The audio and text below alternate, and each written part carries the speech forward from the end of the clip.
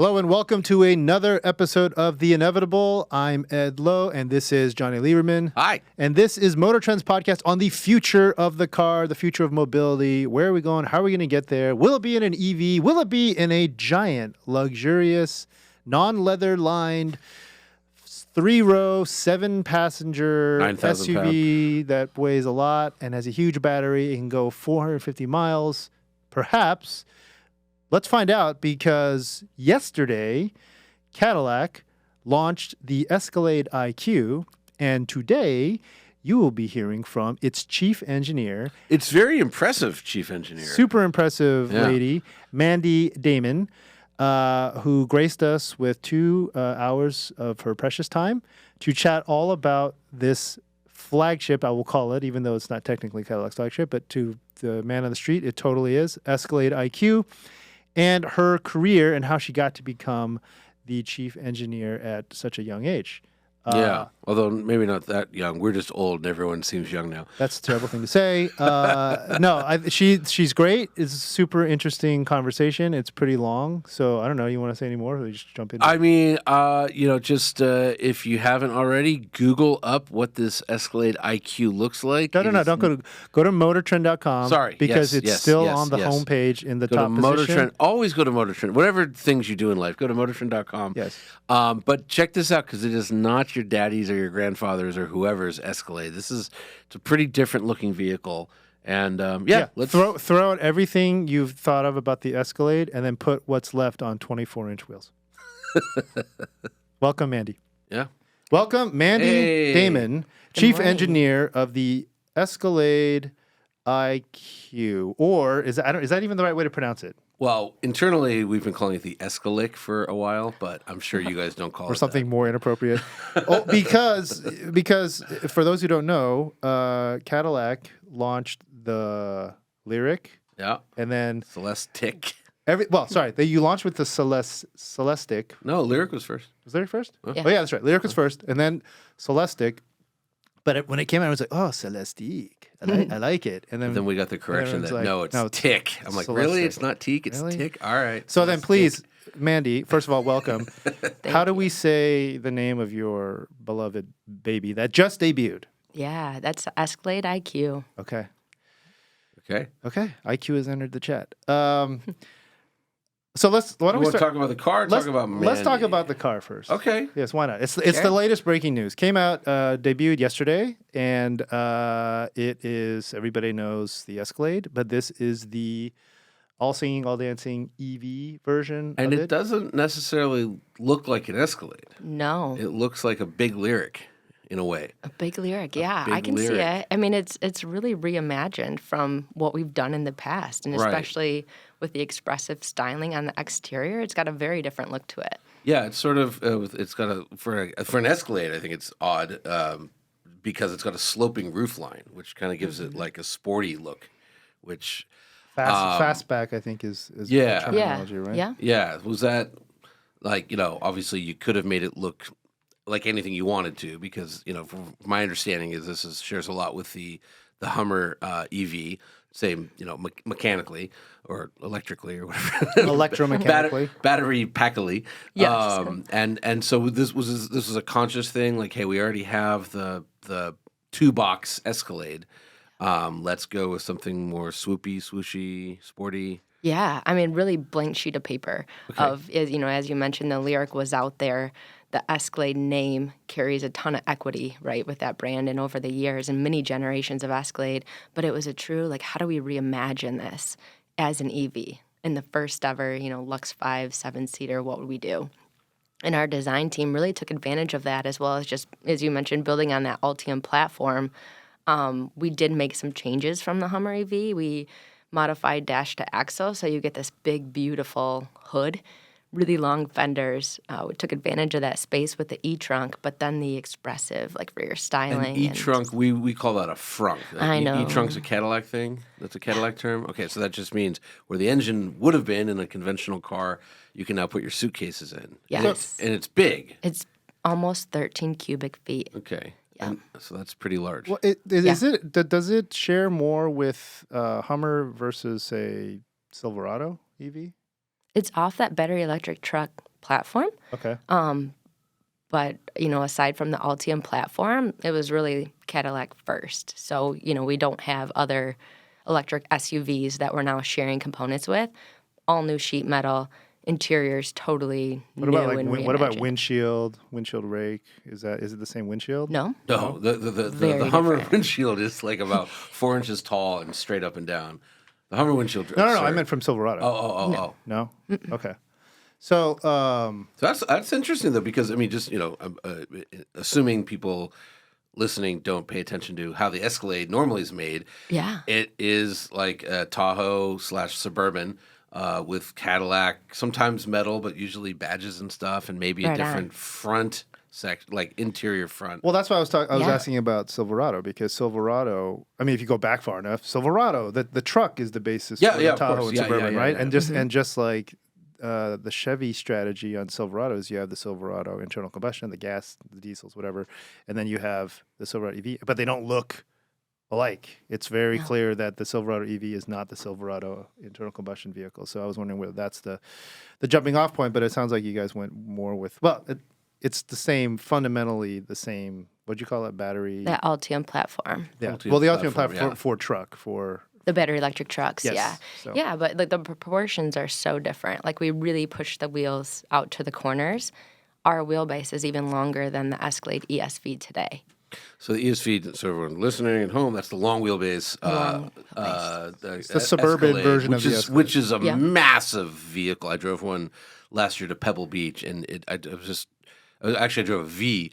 Nice. Which I'm bringing that up for a reason. But like just the scale of it was crazy, and so this has a longer wheelbase, but it's shorter overall because you've decreased the overhangs. Yeah, it's in between our regular Escalade and then the long wheelbase. Okay. And I'm bringing up the V because I think the V is like 680 horsepower or something like that, and the Escalade IQ 750. Yes. And 785 pound-feet of torque. So you got it. It's powerful, but I do notice that because we're talking about the Ultium platform, as you call it, you could have made it more powerful, and you chose it's not as powerful, for instance, as the Hummer EV SUV. Or whatever it's called. The Hummer EV truck's 1,000 horsepower. The SUV is 800, I think. Yeah. So what was the thinking there? Why would the Hummer have more output than the Cadillac? Yeah, we went with a 2-motor system on the Cadillac, so a front drive unit and a rear drive unit. Okay. And kind of kept it there because we wanted to enable a third row and make this a true 7-pass vehicle. So if you had the Hummer setup, which is 3 motors, which has some off-road benefits, then you'd have a more cramped third row. Exactly. Gotcha. Yeah. Okay. Very cool. we And that's still a lot of power. we glazed over. I was going to say The 750 is still plenty of power. We kind of went over the specs a little quickly for those late to the party. So and to we haven't clarify, even got to the spec yet. it's up to 750 horsepower with this thing called Velocity Max. So what is sort of the base horsepower, if you will, and what is Velocity Max? Yeah, Velocity Max is our max power mode that you can enter through the display. So like you would a sport or tour mode, you can enter that and stay in Velocity Max for that entire drive cycle. If you desire, you can always exit out of it. And that does increase the power when you go into the Velocity Max? Yes, it does. Okay, yeah. cool. Oh, okay. From what to what? From to 750, but from what? I gotta check on the what from because we've been focused on the 750 number and assuming a lot of people will hang out there if it works for them. Okay. Is it like 500 or something? There's It's high 6s. Oh, got it. Okay.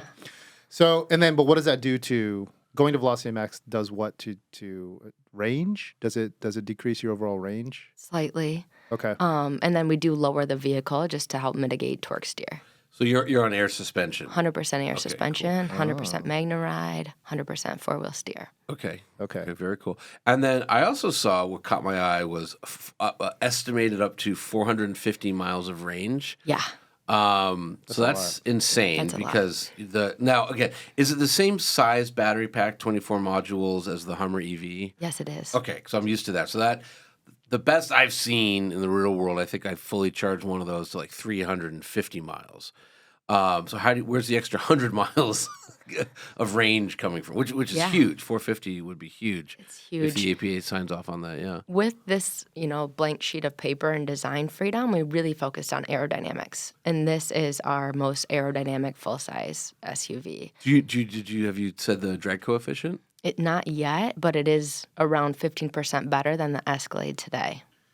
Okay. So significant improvement. Which is big. Yeah, we're still testing it and doing that development. And but the Hummers, as we said, is literally a brick, a brick stacked on top of it, another brick. Yeah. Does that drag coefficient have like a 3 in front of it or a 2? I think a 3. Probably a 3. Yeah, 2 would be insane for a. I mean, it's possible. It's Mercedes on their SUVs, they're in the 2s, but they also look like jelly beans. So. Yeah. Okay. Yeah. Okay, cool. 785 pound-feet of torque, 2 motor, up to 750 horsepower, and you guys estimate 0 to 60 in less than 5 seconds. Yes. So that's probably a conservative estimate. Okay. Yeah. Because that much power, you just How much does it weigh though? That's still under development as well. Is it like super awesome tax write-off weight? It's well over. Yeah. It's well over 6,000 pounds. Yes. There's a lot of content in that vehicle, in addition to a giant battery battery's pack. close to 6,000 Exactly. pounds. Yeah. Okay. It's worth it. In this configuration, so it has a 200 kilowatt hour battery. Is that accurate to say? Ish. Yeah. Ish. Around 200. 212 though, like the Hummer EV. Is it the Hummer EV battery pack? We're not done developing this thing. Okay. We'll finalize all that. I think the 200-ish, your assumptions are good. Okay. And you didn't. I'm literally reading the press release, so it better be. Oh, you got the press release. I do. Oh, it's the one. I got that. Yeah. So you also announced right up top there, $130,000. Right, starting at 130. Yeah, and so if I remember correctly, the gas Escalade short wheelbase starts at 110, and the V is like 150, something like that. So just based on like horsepower, I was gonna say, it's a pretty good bargain. Yeah. We looked at that. If you go through each of the specs, like this thing really performs like a V, and then has a lot of the should luxury. outperform a V in terms of actual performance, and plus no transmission, so it just goes when you hit the pedal. In that instant torque is incredible. Yeah. Well, I mean, that was like I said, I drove a V last year up to Pebble, and I own a Rivian. Speaking of big, heavy, powerful things that look like trucks, and it was hysterical because I'd just gotten the Rivian in like June, and I've been driving it around, and then I get the Cadillac V, and it's so loud, and then you on the freeway you hit the pedal to pass, and like it was doing this downshifting thing, which is like, why is it doing that? Why doesn't it just go? What's downshifting? Yeah, and Exactly. it's like that blew my mind because I was like, oh, whoa, this is another thing about like big EVs I never thought about, like no Totally. transmission, so. Very cool. I just want to cover off some of the main highlights here because this press sheet is interesting. 24-inch wheels and 35-inch tires. Yeah. Largest wheels and tires ever offered on an Escalade.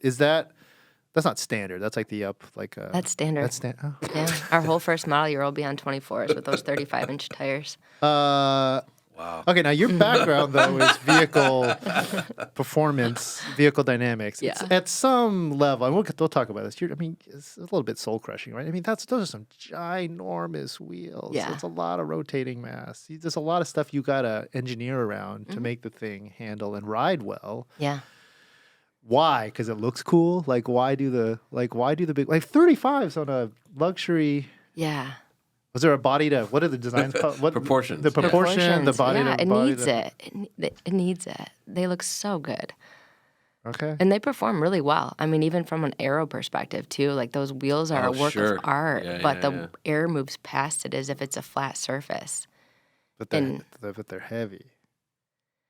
We've been able to manage that and even, MR, air, I talked about some of this, but the suspension technology is there. And even our low center of gravity with the battery pack, Okay. it's really well isolated. Motion control is phenomenal. Can I ask you about that? Because I was Yeah. actually shooting a video yesterday with some EVs, and I was trying to there's no quick way to say it, but when you take all the mass of a vehicle and you put it, below the top of the tires, basically, like that nets you just an instant performance gain. Do you guys have like an equation where you say that like 4,500 pound electric handles the same as a blank weight internal combustion where the mass is all over the place? Yeah, not anyone that I can think But you know of, what but I'm I saying? totally know what you mean. Yeah, there's because it's a big easy, shift. Yeah, there's no easy way to say it, but like, I was driving a Ioniq 5 and a Tesla Model Y, and they're just inherently, they handle well because, again, the mass is under the top of the tire, all the mass. And it's just like, wow, like there's, if you had a same weighted internal combustion car, just like fundamentally, it wouldn't handle the same. So true. Yeah. So, okay. I don't know if there's, I don't know, an equation or a theory or something. Yeah, I'm sure there is. We Okay. did a lot with virtual development. I mean, that's one of the things that we're driving to is to get away from some of our early mules and integration vehicles and do more virtually to help us move quicker and reduce the cost of the company. And that's been a big one too, is on each one of these new electric vehicles that comes out, how do we apply those learnings and what do we take from, current Escalade today and get our initial tuning set up so that we're off and running right out of our first build. So, with that in mind, did you you talk about doing a lot of virtual work development?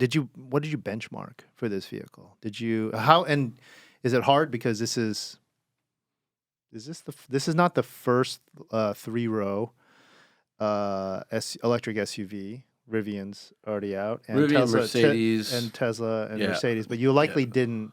You might have had access to the. There are others. I mean, honestly, because the current ICE Escalade is so strong, and the ride and handling on that vehicle, in addition to the noise and vibration, just the overall performance of that is so good. We spent a lot of time comparing ourselves and making sure that we were at that level. Even just the amount of isolation was something that we kind of sweat over early on. Or are we going to get the isolation out of the Escalade IQ on 24s with this mass and the battery where it is? What do you mean isolation? The way the vehicle rides over road impacts and just making sure that there's no shake coming through. Okay. Because I mean that's what Escalade customers look for. Totally. Okay, it's interesting because we're talking to a Cadillac engineer, right? If we talk to a Porsche engineer, the first thing they wouldn't say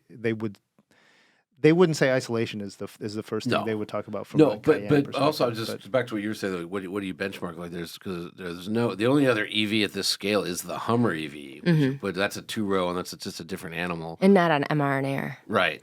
Well, it's on air. Yeah. It's on air. Yeah, but it has regular springs. Well, what do you mean? Wait, you don't count you wouldn't count a Model X or a. I mean, just the scale of it, like this. I mean, look, if you're saying like length and height, Mandy's saying that the wheelbase on this is longer than a long wheelbase Escalade, like this. But from I want to carry 7 people and go fast in an EV. Well, Tesla Model X Plaid, you could do a Rivian. Rivian's got a lot of power. But again, the scale. I mean, right? I mean, it's an order of magnitude larger. It really is. Magnitude, but it's like it's an XXL size vehicle. Yeah. Because I've just spent a lot of time with the Hummer EV, which I think is a brilliant product. Like Same. I'm team Hummer EV. It's just wild that you guys actually sell that. And it's not that like it's actually not that big. It's weirdly like compared to like a Raptor or a T-Rex. What planet are you from? That car's huge. It's heavy, but it's not that big. It's actually not that big. It's just heavy. We did a video. It's coming out. Well, let's see. We're recording in the past. In a week. Okay. But it will have been out for a week if you listen to this. And we had a Raptor R and a T-Rex and the Hummer EV, and they were the trucks were bigger. Mm-hmm. They were wider and longer. But I was, again, I'm just going by the wheelbase metric you gave us and seeing some photos of the Escalade IQ. Like, it's big. It's a beast. It's a beast, but I think, even like the Hummer, it drives smaller because it is so quick and it's maneuverable. And that's where I go back to the 4-wheel steer, right? Yes. Our turn circle is smaller than the Escalade short wheelbase today. Yeah. That's a big deal because you look at this thing and it's like, oh my, like that was everybody's reaction this week as we were doing a lot of media backgrounders. It's like, it's so big, it's enormous, this thing's huge. And then you get in it and it's so much smaller to drive because it's so fast and it's so maneuverable. And just going back, my isolation comment, that's not the first thing we went after. That's where we were making a departure from the ICE vehicles because we knew how do we keep that level of isolation that our Cadillac customers expect, and especially the discerning Escalade customers. And I would say it's on brand for Cadillac, right? You expect a Cadillac to be quiet and to have a smooth ride, so it's not. It was not a diss. Okay. But hang on. Oh. Let's go back to the 24-inch wheels and 35-inch tires. No, so I mean, look, who's the tire? Michelin. And you had to work. This is a special formulation, all new thing, right? Because the weight, the mass, the performance expectations, right? Yeah. Efficiency. Yeah. Yeah. How do you balance all of that in the largest wheel and tire package in Escalade? I mean, is this the biggest wheel on an Escalade? Yes. Wheel on an Escalade, but it's got to be one of the biggest ever offered standard on a GM product, right? Yeah. Well, I'm sure if you go back to like 1936, there's a much bigger wheel and tire out there. Yeah, okay, right. You're right. That's the problem. Yeah, but it's also this wide. It's wood very spokes. skinny. Yes. Well, no, they had metal in the 30s, but those V16s had some like 28s or something crazy. Yeah, the ride probably didn't ride it as well. So I mean, what is the and we're just going to nerd out a little bit. What is the challenge here? Because I don't think people understand. You got weight, you got mass that you have to contend with. You have a performance target you want to hit. To Johnny's point, you don't want to make necessarily the world's super grippiest tires because there's also an efficiency angle you want. So you need a balance braking, but also cornering grip and efficiency. It's actually probably a question for the Michelin guys, but where does it sit with you? A lot of development work. A lot went into it from the beginning of what our expectations, what do we need this tire to do for us, both from the aero side, the grip side, as well as just the isolation and everything tied to the ride handling performance. And then how do we model that? What technologies or new developments can we use? And then getting after it as soon as we could on vehicle and going through a couple of rounds of tire development. You're the chief engineer, so you have a team that focuses on this, right? And they're excellent. Do they just write a list of specifications and go, here, Michelin, can you come back with a couple samples? It's more integrated than that. Okay. Yeah. No, we certainly have, a statement of requirements that we would start with. Okay. But that team's been working together with the tire suppliers for years. So they do this very well. How many rounds of development did you go through for these tires? So far, 2.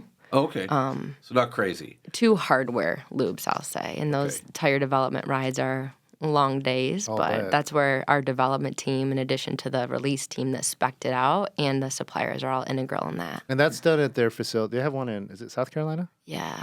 And at our proving grounds. We do a lot of that work in Milford, Michigan. Okay. No, I'm asking because I can't remember somebody went through. It's like Lexus or something. Went through like 50 rounds on some tire. Oh my! Yeah. But then like Al Oppenheiser, who I'm sure you were closely with. Love Al. Former head of Camaro, and he's the global rear drive chief engineer of the Hummer EV. Yes. I remember when he was doing the ZL1. The SS1LE tire. That was Goodyear. It was like 7 rounds. He kept rejecting it because it was. But, quick funny story. And when we get Alan here, he can tell the whole thing. But they wanted Michelins because, like, hey, Corvettes run Michelins, Camaros run Michelins, and apparently Michelin like plugged their nose and was like, no, we do not do Camaro tires. So he's like, all right, Goodyear, you're going to build me a better PS3 or PS4, whatever it was, than Michelin can build. And they went 7 rounds. I was like, that sounds like a lot of work for a tire. That is, yeah. But it's a great tire. And now people put them on McLarens. That's like the hot track move is you put the Camaro Goodyears on your McLaren because they wear better than the Pirellis. Let me ask you about that long days of tire evaluation. Is this one of your like superpowers? Are you good at like ride and handling? Do you have to? This obviously has to be somewhere within your toolkit, but. I haven't been there on this program. Oh, you didn't do it? No, I've done it, in previous lives, and those have been long days, and even just like staying calibrated or remembering what the previous round was like, and then as you're balancing everything too, right? So, no, as the chief, I'm not in the daily grind of that. And honestly, on this program, it's went incredibly well. Like the team's done a great job, and then as much as I can, I get out there and ride it with them. But I'm not in the nitty gritty rounds of it. But can you briefly explain to our audience who has probably no idea what we're talking about? You have to literally, there'll be different tires, that were according to your specs, and you have a number of vehicles, and you're on a proving ground, and there's a day when you're just driving over the same surfaces, right? Yeah. And you probably have like a checklist or is it a laptop now or a tablet or something? Yeah. And you're just like, And a sound meter. and you're, and it's like, I mean, it's like mind numbing, right? Not mind numbing, but you have to be so focused You about have to like, be so focused. what am I trying to achieve for today? What is that? Is that head toss or whatever? I don't know what you guys are doing. No, you're right? exactly right. And usually you do it on the same vehicle too, because you don't want the variable of Right. You know, This What does that mean? multiple So, vehicles. so it comes in and the wheels, Yeah. new tires come on, and you go back out and do another 30 laps or something? That's right. And you literally, this is why I would fail at it right now as a chief. It's like you've got to tune out everything else that's going on in the program and your life, really, so that you can be all in and focused on, how did this swell in the road feel? Like, did I get more toss out of the previous composition?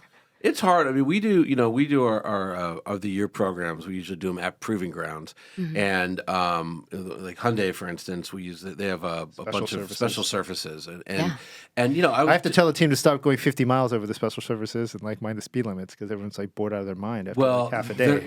But after many years of doing it, I said I don't really know what I'm doing. So one of the guys we work with is Chris Theodore, former chief engineer of Ford and Chrysler, and I said, like, here, what am I supposed to be listening for? And he's just like, well, if you hit this, it's going to, it's going to sound like a tom-tom, and you don't want that. You don't want to be sitting in a drum, so they need something to dampen that out. And I learned a lot, and I was like, I'm just not qualified. This is very specialized The work. guys that do it every day are so good. Yeah. And I learned from them, and it was like I tried to soak in everything I could, but man, they're good at what they do. Yeah, it's really specialized work. Yeah. Let me ask you this. So you've been saying that you're still developing the Escalade IQ. Yeah. When did you start working on it?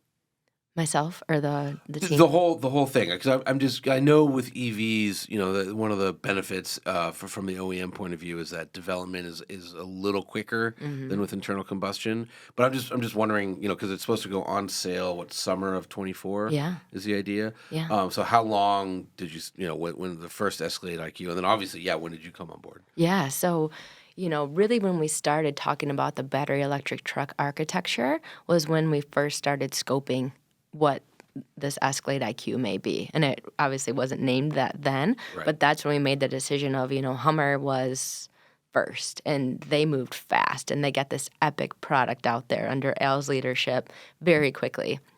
I was getting, I want to get Alan here, but I was getting text messages from him. He's like, you will not believe the amount of torque I'm playing with.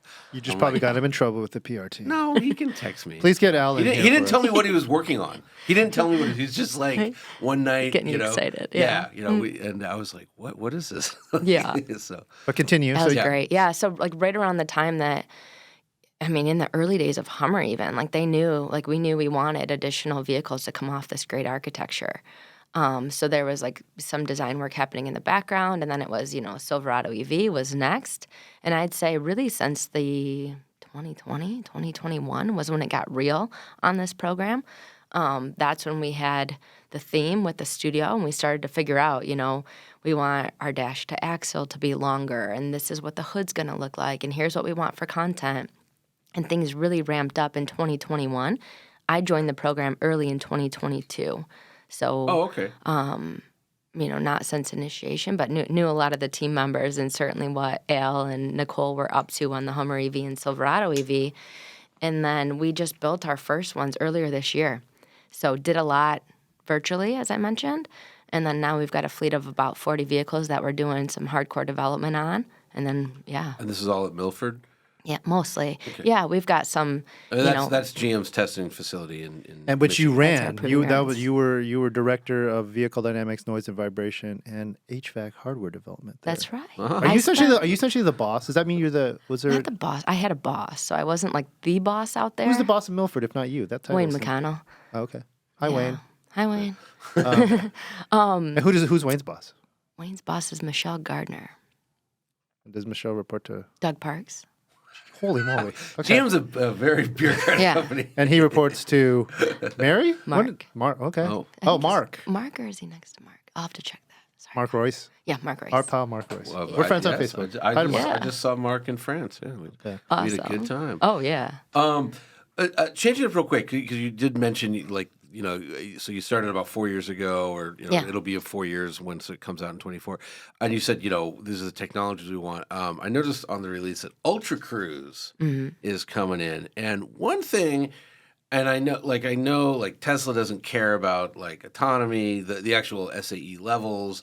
I know Volvo. We were talking to someone at Volvo, and they were like, is Ultra Cruise level 3 autonomy? No. Okay, so it's still Ultra just Cruise fancy is level 2 Okay. because of driver monitoring. Okay. It doesn't have the built-in redundancy of brakes, steering, like the different actuators, as well as the sensors aren't redundant. So the driver needs to be prepared to take over in situations something pops up, construction. This morning we ran into somebody directing traffic. It's obviously a hard thing for Ultra Cruise to navigate. Sure. At that point, the driver is expected to take over, which by definition then it's level 2. But it's hands-free. It is. Okay. Yeah. So then, hang on. So again, for the audience, describe what then is the key difference between Super Cruise and Ultra Cruise? Super Cruise is using like 400,000 miles of mapped freeways, like mostly all expressways. Okay. Whereas Ultra Cruise is going to be true like destination to destination. Or we'd say like driveway to driveway. So even really just unlocks even more opportunity to be hands-free. Basically, you can get into the car, you can input the destination, you can pull out of your driveway, and then you can theoretically Let it go. Let it go. Yeah. But be there in case construction or something. Yeah. But you're aware that Mercedes is now selling level 3 vehicles, like where Mercedes-Benz assumes the liability of what the car's up to, and the driver can take a nap or watch a movie or whatever. And so, is there a plan for Cruise technology to get to level 3? Can you comment on that? Probably can't comment on that. Okay. I mean, obviously we've got more of that with our rideshare fleets working with cruise automation. Yeah. So I think Ultra Cruise is another step on that journey, I would say. Okay, that's fair. So, there's a lot of terminology with all this stuff and brand names and all that, but Ultra Cruise sounds like what Tesla's trying to do with full self-driving, where it's just like the vehicle, you have to sit there, it can steer and stop and accelerate, but if something happens, you have to take over. That's right. That's what Ultra That's Cruise it. is. Okay. Exactly. Okay. Yeah. And Super Cruise is confined to freeways, essentially. Yep. Yeah. Mapped roads. Which I've said for a long time, and I said this again last one I drove was the Escalade V last year up to Pebble. Like, it's the best system in the business. It's just like I think it made about 2 or 3 little misjudgments, and I had to take over just from like a semi truck like merging into it or something. But it was just remarkable. I drove 300 miles basically without touching the steering wheel. And with auto lane change, did you experience that? That's auto lane change. so good. Yeah. No, it was it's again, like Tesla gets all the press on this, but like and not I have no I don't care. I'm brand agnostic, but the Cadillac. You're like a Rivian's. No, I mean I'm just kidding. Keep going. No, I'm Lamborghini. I'm in the bag for Lamborghini. Okay, I love there you go. Lamborghini, That's which is kind of irrelevant, but since they won't let us have cars for comparison tests. But anyways, I think Super Cruise is the best in the business. Yeah, I agree. For right now. But that said, this Mercedes level 3 pretty good. Let me give you an opportunity to expound on the virtues of the Cadillac Escalade IQ for a moment before I ask you some hard questions. All right. I have a hard question. So, and I want to make sure we cover. There's all these great bullet points here, but some of this stuff is like carryover, like the curved 55-inch diagonal display. That's from Lyric has that, right? No. Celestic. Celestic has that. You've seen it in Celestic. We did ours is a little longer. We added speakers on each end, and it's standard in this vehicle that starts at 130,000. But that screen's everything. Like it's wow factor. Talk to for us sure. about the screen because. So my experience with giant screens that big is limited to Mercedes Hyperscreen, I believe they call it, and like it's so confusing. There's the functionality is probably the most in the business. I can't find anything ever. And then the other thing is that a lot of times, like just to pick on Ford for a second, they might have a really big screen, or Hyundai, Genesis, Kia runs into this big beautiful screens, nothing to do. So, like, you have 55 inches of real estate. What are you filling it with? Yeah. Like, I'll kind is of it break logical? it into, like, yes. Okay. It is. All right. Kind of three pieces of it. You know, in front of you is the cluster, where you've got your normal vehicle status, driving, things you need to know. And then the center portion is where we've got our infotainment controls. We do have a multi-function controller where you can move things around and scroll to different menus, and you can touch it. It's well within reach. And then the right side portion in front of the front passenger, that's an infotainment screen. So that's really cool too. There is a bit of a divider there because we've polarized that so that when the vehicle is moving, front passenger can very comfortably stream their content, like Hulu, whatever. You can pull up a browser as well as an HDMI port. So they can have their own experience and as the driver a passenger. can't see And the it. driver can't see it, so you don't have that yeah. distraction. Yeah.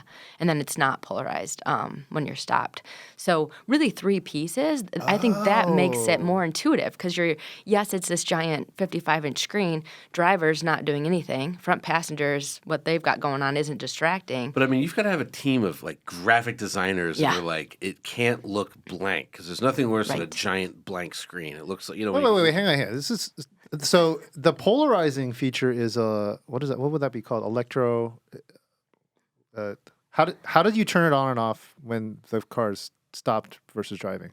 It knows. I mean, the vehicle's doing that. But I mean, I have I like camera stuff, so I have a mechanical circular polarizer, right? Like, Maybe so you know this better than me. But okay, then second question. I will say this: like the Mercedes on the Level 3 vehicle, you can be playing like when a driver's driving, it can be playing a YouTube clip on the center screen. Driver can't see it. The second you activate Level 3, magically you can then see it. Yeah, it's that tech. It's magic. Yeah, I love it because magically in quotes. This is great, and this also makes me feel super old because this is the kind of stuff. No, like when I joined the industry and I went to I was in the aftermarket, but when I first went to a big Geneva Auto Show, 2005 or something. I went to I was on an Audi press trip, and they talked about all the future stuff they're coming. LED lighting, aluminum lightweighting, direct character input via like touchpads, and all this stuff was like, no way. Similarly, I remember seeing like, when screens are on the cars, there'll be a way where passenger can look, and they put it in the center screen. Passengers can look at the center screen. Driver can see one thing, passenger sees a different thing. And I was like, that's also total baloney. And now it's coming. Now it's happening. Yeah. But let me ask you about this 55-inch screen. Is it the whole screen is capable of displaying, or is it a screen-like bezel over 3 screens? It's the whole screen? It's one piece of glass. It's a big screen. The only divider you have is between the 2 sections with the cluster and the center infotainment screen, and then the front passenger. You're telling me we could play Pong on it? Like the ball could go. I like the idea. It could go all the way across. We'll have to make that happen. But there's no. It's an actual continuous screen. Yeah. Oh wow, that's rad. Okay. Because like the Mercedes Hyperscreen is 3 screens under a giant piece of glass. Yeah. See? Yeah. There is a different screen for that front passenger portion of it. But it's edge to edge a screen. Yeah. Yeah. Okay. And it's connected, so you could. I'm saying like you could play Pong. You Yeah. could send a ball, and there would be unbroken all the way through. Love the concept. Please make it happen. Yeah. And via OTA. Okay. Tesla just stole that, by the way. I know. Well, okay. Hang on. To stay on the screen. You meant in this release I'm reading, you specifically call it a couple things. Snapdragon Cockpit Platform from Qualcomm Technologies, and then Google, a lot of Google stuff, Google Assistant, Google Maps, Google Play. We talk a little bit about software-defined vehicles on this podcast. Why is it important? This is like unheard of collaboration call-outs by GM, by Cadillac with like big tech. Like, is that important to call out? Like, why mention that it's Snapdragon? Like, yeah, I mean, I think with the way that our customers use the vehicles now, like it is because there is that much technology there, and we feel like a vehicle like this, of this size with the Escalade nameplate demands that. Okay. And so that's where we really went all in on the technology front too. I mean, we still have a volume button, and I mentioned that multifunction controller. Like, we're making sure it's usable, especially for somebody that's also driving the vehicle and wants to have that driving experience. But we've really just thrown all the technology at it. Okay. First hard question as a follow-up. No CarPlay, huh? You guys, GM made the announcement that we're moving away from Apple products, and it's all Google. I love CarPlay. Johnny? Oh, I don't like CarPlay, but I am also fully aware that for a lot of people, that's sort of a key buying decision. Like, Apple's data, taken with a grain of salt, 79% well, I of would car say shoppers. our office, like people under the age of 40, they're like, doesn't have CarPlay, not interested. Like Zach Gale, who actually is old like us, he's literally like, why would you make a car without CarPlay? Yes. So I throw that question to you. Yeah, it wasn't my decision. Nice. Good one. But I think I am getting used to, like, even I get to drive a Hummer EV every day and logging in more and like using Google Automotive Services, and it's been pretty nice. So there are alternatives. I have, for me, the nice thing about CarPlay was you could put something into, Google Maps, and then it would it would show up on the screen. Like I have a Rivian, which they don't have CarPlay or Android Auto, but what you can do is you can like share. You still enter the thing in Google on your phone, and you email it to your car, and then the Rivian map is about as good. And so it's not a deal breaker for me, but again, I just like it, And again, I'm assuming Escalade IQ buyers are going to be, CarPlay is not going to be a huge, I don't know. reason not to buy it, but I mean, are you an iPhone user? I am. Do you also carry an Android phone? No. No? Okay. So how does your phone life work with your Hummer, your work car life? Like, is it pretty seamless? Are you able to, you just use the Google apps on your phone? It was really just a matter of getting used to it. Yeah. Like anything, like it's a change in technology. Like I've got to go through the little bit of pain of logging in one time, and then I can access Spotify. I can get to Waze, like all the things I love and expect right there at my fingertips that I'm used to with Apple CarPlay. You can get. You just got to go through logging in and get used to it, and then all my favorite apps and everything's there. Should do a CarPlay emulator. Like, just make it look kind of like. Never mind. All right. yeah, I still don't get the CarPlay mania, but like I know some people that are like, easy. I wouldn't buy anything without it. And I just It's just familiar, And that's it. That's my point of like it's familiar, but then once you switch over, then too you can have everything there. And every time I get my weekly screen time report, I'm like, the less the iPhone I can do that's a in my you life. problem. Oh yeah, look who's talking. Yeah. Okay. Let's talk. I don't look at those. Let's talk about the second row. So you got this executive second row. Yeah. With more screens. Yeah. 12.6-inch personal diagonal screens, rear command center screen, USB-C, HDMI, What's heated, the ventilated. rear command center? Yeah, screen? and I didn't even get to the front command center. Oh. But like right at your fingertips where the multifunction controller is, we've got a front command center that's got your HVAC settings, power open and close door if you choose that option. Yeah. So it's massage. permanently displayed, virtual buttons essentially. Yeah. Okay. Yeah, and you can modify. I mean, you can get to one pedal driving right there, different drive modes, child locks, whatever. It's all right there at your fingertips. Okay, so it's like Lucid, for instance. They have a third screen that does all that stuff. Yep. And it's Talk to me about this power open and door. Is this new? Is this a new feature? Or is Yes, it is. Okay. So how does it work? We've got, as you approach the vehicle, if desired, it'll open the driver's door for you. Like all the way? Yeah, all the way. Doesn't And just pop it. Doesn't just pop it. It's not only cinching latches. It's truly a power open and close mechanism. And there's a camera so you don't smash into the minivan. Radars. Radar, we've okay. got radars in our door handles, which work really well of making sure that you don't go into the vehicle next to you, or even it's just sensing objects around. And the did door. I read correctly that you could open all four doors with a button? You can. That's so And cool. in these That's a command baller centers, both front and rear, like if you're chauffeuring somebody or picking up a kid, whatever, you can through the front command center open the rear doors too. Oh, that's Which is cool. really slick. Yeah. But wait, hang on. So you approach the vehicle, key in pocket, Mm-hmm. and it'll pop open the door. Yeah. If you like. That's If a you'd like. Yeah, selection. you can set or it you that can way. or you can key fob it open. Yeah. Okay. All of them. But I like all four. Yeah. That's a move. Like imagine walking Okay. up to a vehicle and like, Well, it's like a minivan. except cool. It's not. and not lame. And not totally. The running joke is I freaking love lame. minivans. Johnny hates I minivans. despise minivans. That's just me. okay, They're so- like sweatpants. You've given up.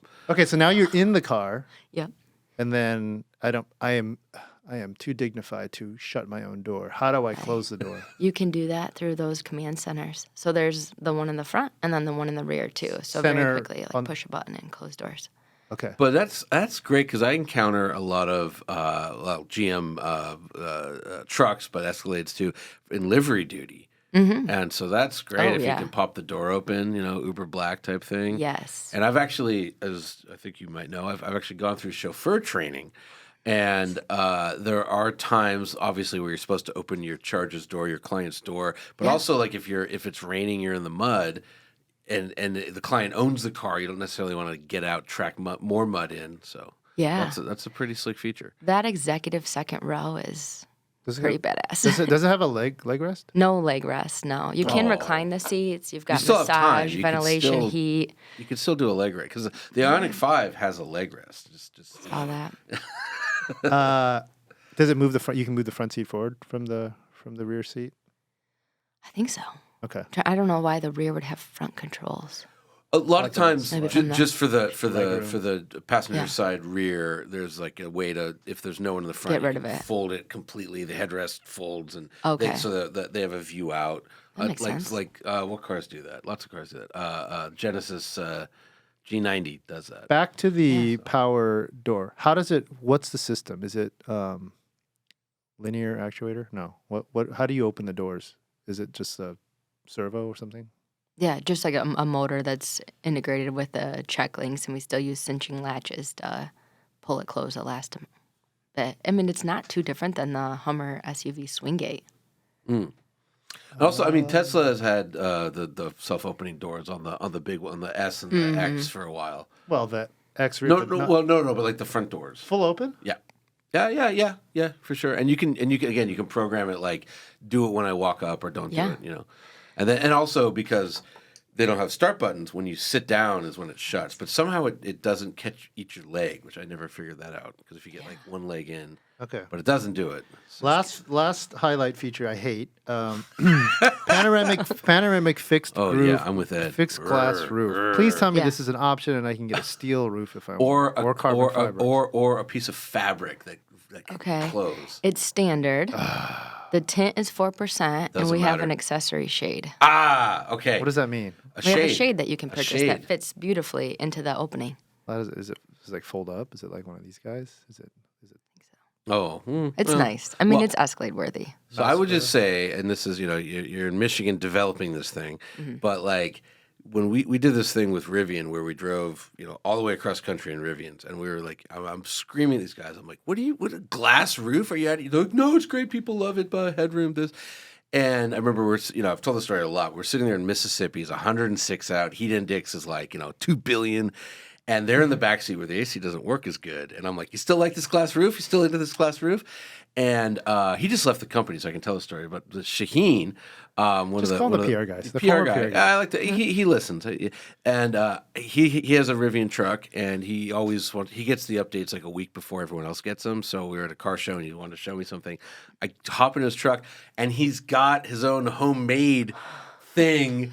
I'm like, you bastard. I'm like, he's like, shh, never tell anyone. But anyways, so there you go. Tell him now. Well, he left the company. It's not going to affect his livelihood. Skin cancer's a thing. So anyways, so like it's hot. Glass roofs again, like they're cool in Michigan. They're just literally the worst thing you can do in Southern California, especially on an Escalade-sized vehicle. So a cover, I think, is a key feature. Yeah, I hear you. We've got that option. Yeah. We've got development going on at our desert proving grounds now, so we're making sure this is right. Yeah, but I bet those guys are wearing baseball hats when they're doing the development. I'll ask I would make sure you hire bald men only and have a no hat policy. No hats. You have to sit there for 8 hours and also all right. Anyway, I'll take that right back. Okay.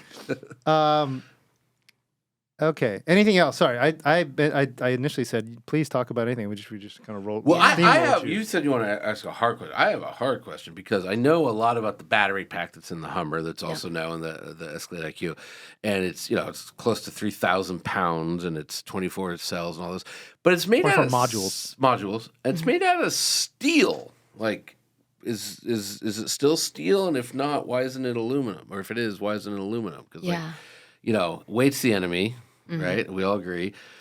We know that the Hummer is 8,950 pounds or whatever. Like, you could save a lot of weight by going to aluminum. I know the cost goes up a little bit, but talk to me about this. Yeah, I mean we felt that was the right platform to build off of. I mean, obviously, we're always looking at what the next gen technology is, but right now, from having the right structure there with a pack that's proven out there today, that's why we went with the when you say Escalade structure, IQ. can I assume there's some load bearing? Yeah. That the battery packs are doing. Yeah, absolutely. Okay, so steel. Yeah. Okay. And that's a big part of, where we started on the vehicle dynamics and that performance too, is like having that structure as well as just crash protection and everything. We felt like it was the right mix for this truck. Okay. Well, fair. And the pack itself, 800-volt DC fast charging. Yeah. So That's future-proofed. Yeah, we haven't even talked about that. So the charging, I know when you go to 800 volts, I think it surprises people about how quickly you can charge. Up to whatever the fall off point is, like 80% or whatever. Yeah. But you were saying, was it 100 miles? 100 miles in 10 minutes. 10 minutes. DC fast charging if you find a 350 kilowatt station. Yeah. No, that's fast. That's good. fast. That's very fast. Yeah. And 450 miles of range, you can do a lot with that much range. I mean, look, that could be a whole other episode. Well, Sure. let's talk about this, because this is where. Well, let me just give you the chance to. Do we miss anything? Any other highlights you want to talk about on this vehicle? Just a little bit on the interior and the executive second row. I mean, even our front console. What does that mean, executive second row? That's where you can essentially mirror the front seat experience. So that's the massage, heated, ventilated, RSI screens, rear seat infotainment screens. Just real quick, so if you get a non-executive second row, it's still a 7-passenger vehicle. Yeah, captains. There's You no get to bench. pass There's through no to the benches. center. We don't have a bench It's never an option. 8-passenger. Never 8-passenger. Okay. Got it. So it's massage and Yeah, and then you get this like really badass center console too, with tray tables that fold out if you choose to work from there. We've got 2 Yes. charge pads for your phones, HDMI ports, USB ports, another screen to control your HVAC settings. So we've got a 5-zone climate. How many system in this screens vehicle. total in this vehicle? If you get the we added it up yesterday. If you get executive second row, it's over 100 inches of screens. So you've got the Fair enough. pillar to pillar front right. command center. Right. So you're basically in the rear seats, iPad that business. one. That's crazy. Yeah. Okay. Spend Do you a have little a bit of money on that. Do you have a USB-A port anywhere in the vehicle? No. Say no. Say How about No, I don't think how about a CD player? Yeah. Oh, CD player? No. I don't know. Just say, hey, the clientele. Some of them still listen to CD. There's still a vehicle out there with a it's like think so. the Boxster Cayman, I think, still has a CD player. Wow. yeah. Like in the glove box, or No, is it no, just right it's there like for there, you? yeah. It's, That's for like, awesome. it's a DVD player for updating. Well, it just maps. shows how old that vehicle is. But yeah. Okay, sorry, we interrupted you No. again. So the There's a lot to talk about. you were talking Executive about the second executive seat, second yeah. row. Yeah. So, and how nice it is. Yeah, and that's a great experience. And then the third row is always there. I mean, the third row folds flat. Second row, you can move forward. If you have captains, those will fold flat. So it kind of depends on your use case. Are you a heavy second row user, chauffeur, whatever, that you want to have the executive seating package, or the more standard captain so that you can access the third row more easily? And then overall storage is very similar to the ESV today when you take that rear compartment, pretty traditional, but then add the e-trunk. And that was the 13 cubic feet that we I talked see what about you're saying. there. So you're saying Combine the two. If you combine the frunk and the rear, okay, gotcha. Yeah. 'Cause I was gonna say that's amazing. Yeah. Well, okay. Wait, hang on. So that was a lot. So you're saying that if I get You finally let me speak about I it. know. I'm No, sorry. just kidding. This guy keeps interrupting. What? All right. So you get the standard captain's chairs, and they fold forward flat. Correct. Okay, and then you can third row like disappears into the floor, and it's Third flat? row is Or just power fold flat. powered full flat. Yeah. Okay. The executive package though does not fold forward. It does It not. slides forward. It slides, it folds a bit so that you can get rear access, but doesn't fold flat. So okay. So if you got a lot of kids, are you gonna put child? Do people put child seats in the third row? I've right? done it. Yeah. Yeah. So you want the captains for that if you're gonna be going Yeah. back there a lot. Okay. Or they're in the second row. Okay. And then if you need to move one to the third because somebody's in town or whatever, you've got it. So I got the third row up. What is the biggest thing I can put behind that? Can I put a cooler? Oh yeah. Like a big cooler? How big? Like a Yeti? Yeah. I could Okay. And then frunk. What's a large, super large suitcase? Yeah, 2 golf bags, stroller. Okay. I mean, unless you have a really long driver. How do you put 2 the golf bag? bags. Golf bag straight Straight in, not turn sideways? Yeah, That's straight big. in. How many? That's Let's get the mobster angle. How many bodies can you put into that in the front? Two. I was. Two. I didn't want to say it, but yeah. Depends on the body. Yeah, how big are the bodies? That's an older Cadillac metric. They no longer. Yeah, right. I also like how Ed said, "I'm interrupting," and then he monologued for 2 minutes about trunk space. Okay, good. All right. Now I want to ask you a hard question. So we talked about the charging. We talked about the range. On here, you guys are a little bit of a brag. 8,000-pound towing capacity. Yeah. Okay. You read any of the hubbub about EVs towing stuff? Yes. Okay. And for the uninformed, like MotorTrend's done some tow testing. We did it with the F-150 Lightning. We got annihilated. Ford's gotten annihilated. Anybody who's producing an EV truck gets hammered on towing because of what it does to the range. What does the chief engineer of the 8,000-pound towing Escalade IQ say about towing with an EV? Good news is you're starting with plenty of range, so 450 is a big number to start with, even if that does decline because you're towing heavy boat to the lake for the weekend, whatever, that's real. What we've been constantly updating is the algorithms that go into your range estimates, so that as you're driving, you don't all of a sudden, see this huge drop-off or you see it toggling, whether you're going downhill or uphill, whatever. Like this is where we can learn a lot from Hummer EV today and Silverado, especially on the towing piece, because they're doing it. They've got the data, and we talk about this a ton, is what can we do to give the customer the best information? And then obviously, like I said, with a lot of range to begin with, that certainly helps. Okay. Does it take a hit? Yes. I mean, if you're towing 8,000 pounds, that's real. Yeah, I mean, look, when usually max tow capacity means whatever vehicle powered by diesel or electric or whatever, the range is cut in about half. When you're doubling the weight of the vehicle essentially. Yeah. And so if you really can go 450, you're going down to 225. Like that's pretty good. Yeah. That actually is pretty conditions dependent. Because the F-150, the problem is it's like going from 280, cut that in half to 140. Then you got a problem because that's not, Well, I was going to do the follow-up, which is a lot of this is dependent on temperature and speed, right? And like when you talk about 450 range, what speed is that? Is that just the standard? What's the SAE standard? Is there a standard? There must be a standard. Yeah, like that goes. It's how we would certify in our 5-cycle testing. But I notice because I drive at like 85 everywhere, the range goes way down. Which it would in a gasoline vehicle too. True. Yeah, I mean the problem is, and GM just announced the Alliance of Charging, or whatever it's called, yesterday, 2 days ago. But the problem is that there's just no quick way to juice it up. So if you're going to your lake house and you don't have a 220 volt charger, level 2 charger, or a 350 nearby, it kind of sucks. And if you're towing, nothing is set up for towing. Nothing's even set up for trucks. I mean, really, Okay, can you talk to us? There was this alliance announcement. So it was GM and Honda and Hyundai, Kia, and Stellantis. They're all going to build their own network. You're going to build your own supercharger network, but it's a year away. But what's that going to look like?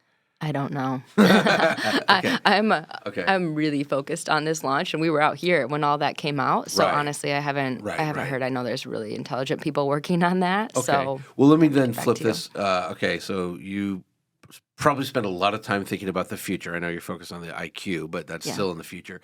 When will EVs be able to tow like diesels? What date where it's like, because everyone's like, man, it's just so easy to tow whatever I want with my diesel. I don't have to worry about anything. There's diesel everywhere. It's growing in trees. When is that point in time? Yeah, good question. It's tough to put a date on it. Something we're obviously working on, but I'd say, even Cadillac, all EV by 2030. Like we know that's something that our customers expect, and so I'd have to say it's in this decade. Okay, for sure. Well, okay. What is the big jump that has to happen to make it a reality? Is it in the battery technology? Is it in, or you're just like, it's a charging infrastructure? Like what's the enabling piece? What's the missing piece? I think it's a little bit of everything. I mean, certainly charging infrastructure, but that's where we're making moves, right? Yeah. To make it more available to people, as well as battery technology, and then what we're doing with the drive units too. Is there a lot more efficiency to be gained out of the motors and the battery combination? Ugh, a lot. No, I mean it's going to be innovation and new technology, right? But we've seen that happen for years. Like a company like GM, like could we have thought that our diesels would have gotten as good as they did? I don't know. Like I'd have to go back in time and ask people. Like I think there's tons of opportunity. Right now, it's tough to say. Is there a lot? No, because it's not readily available. But again, a lot of smart people can figure it out. So, so GM as a company is committed to Ultium, and but what's beyond? I mean, everyone talks about solid state as possibly being the big breakthrough, and we had this guy Mujib Bijaz from One Battery, which is LFP. LFP batteries and some unique sort of combining of traditional two different chemistries, one for like short range, one for long range. Like as much as you probably can't talk about it, but like is it all of this? We're on it, on the radar. Yeah, right. Very much. It has to be. And is solid state? Does that seem to be the leading candidate for replacing lithium ion? Honestly, there's a few work streams there too. So certainly one of them. I think like many of the OEMs, but what else? Nothing's. What is there any other like acronym you can send us a go Google? You said a few already. Oh, okay. Well, because like Toyota a month ago, they said that by 2025 they'll have a solid state battery with a 900-mile range, and it's like, okay, like where do I sign for that? Can I replace my battery with that battery? Because that. Wow, never having to charge, going like weeks without charging would be incredible. Yeah. Absolutely. Yeah. Okay, two questions related, and I'm just trying. And excuse me for going over stuff that is settled law for a lot of the engineers in the space, but just for the audience, cold weather effects on EV performance. Again, we got hammered. We got hammered for picking F-150 Lightning as truck of the year. Ed was reading the comments. Yeah. Yes, we got hammered. The comments. Don't you guys? You guys obviously don't test in cold weather because my truck just got. What do you tell people who? Because we get this a lot. They're like, for the first, and I know GM's doing a lot to solve this one, which is like, you guys are elitist a-holes on the coast. EVs are all too expensive. Yada yada yada. Also, you don't live anywhere that gets cold. The range sucks in cold weather. Half of MotorTrend lives in Detroit, by the way. But go ahead. What do you tell people who have legitimate concerns about owning an EV where it's cold? Yeah, it's real. I mean, I drove a Gen 2 Volt, and I remember having that experience, and I drove that through the winter, and then, of course, the Bolt EV, and I think any EV, right? That's part of it. What I would say, going back to the Escalade IQ, though, is having so much range right out of the gate helps with that range anxiety and seeing it go down. I mean, you're still over 400, like 450. What in cold weather testing you've done? What impact would you see on how much does a 0 degree day take a hit? I can't quantify it yet. Okay. Also part of the development that we do on every vehicle that we launch, but like that's real. What about, obviously you have systems where you can precondition the vehicle before leaving, so, because that's one thing, that's some good advice for people, that helps. Right? Absolutely. Before you leave, when you're in your nice warm garage and the thing is plugged in, just make sure you didn't cold soak the vehicle because that's the big. My understanding is in cold it runs a little less efficient, but the big thing is if the battery freezes, it takes like half of the battery's energy to heat it up to operating temperature. So if you have a way to leave it plugged in, exactly, then it's just like having a block heater in an it really car. Is. Yeah, if you can charge overnight and set your departure time and ensure that you precondition prior to heading into work. But that's just the thing. Like Americans just hate any sort of anything that requires planning, because I tell people, they're like, how can you have an EV? And I go, well, it's, I just make sure I plug it in when I get home. Yeah. Now, yes, I'm very charge lucky. Your phone overnight. Yeah, exactly. Yeah, but they hate that too. Why do you hate America? Okay, then the last question. Then we should talk about you. During the time, late stage, a month ago, NACS. Yep. So tell us about that. So you've been designing this vehicle, you've been working on it, and you were going to use the SAE, what is it, J? Not the CHAdeMO, the other one. Yeah. CCS connector. Yeah. And all of a sudden, Ford says, we're going to do it. Jim goes, we're going to adopt Tesla's North American charging standard. NACS. What does this mean? What did this mean to you? And then what does this mean for the Cadillac Escalade IQ buyer? Basically, when it comes out, it will have NACS on board, right? Is that correct? It won't. No, Oh. we're pretty committed because we are so far along in the development. We're sticking with SAE standard. Okay. We will provide adapters for those customers, short term or during the transition, and then as soon as we can, we'll make the switch. So like a 2025 model might have. 2025 will be CCS. Oh, so this is a 20. This is It a is a 2025 25, coming in summer 2024. Got it. But that's where we'll have an adapter option so that they can have Okay. that charging But freedom. let me ask you a question. This came up internally at MotorTrend. We were talking about this yesterday.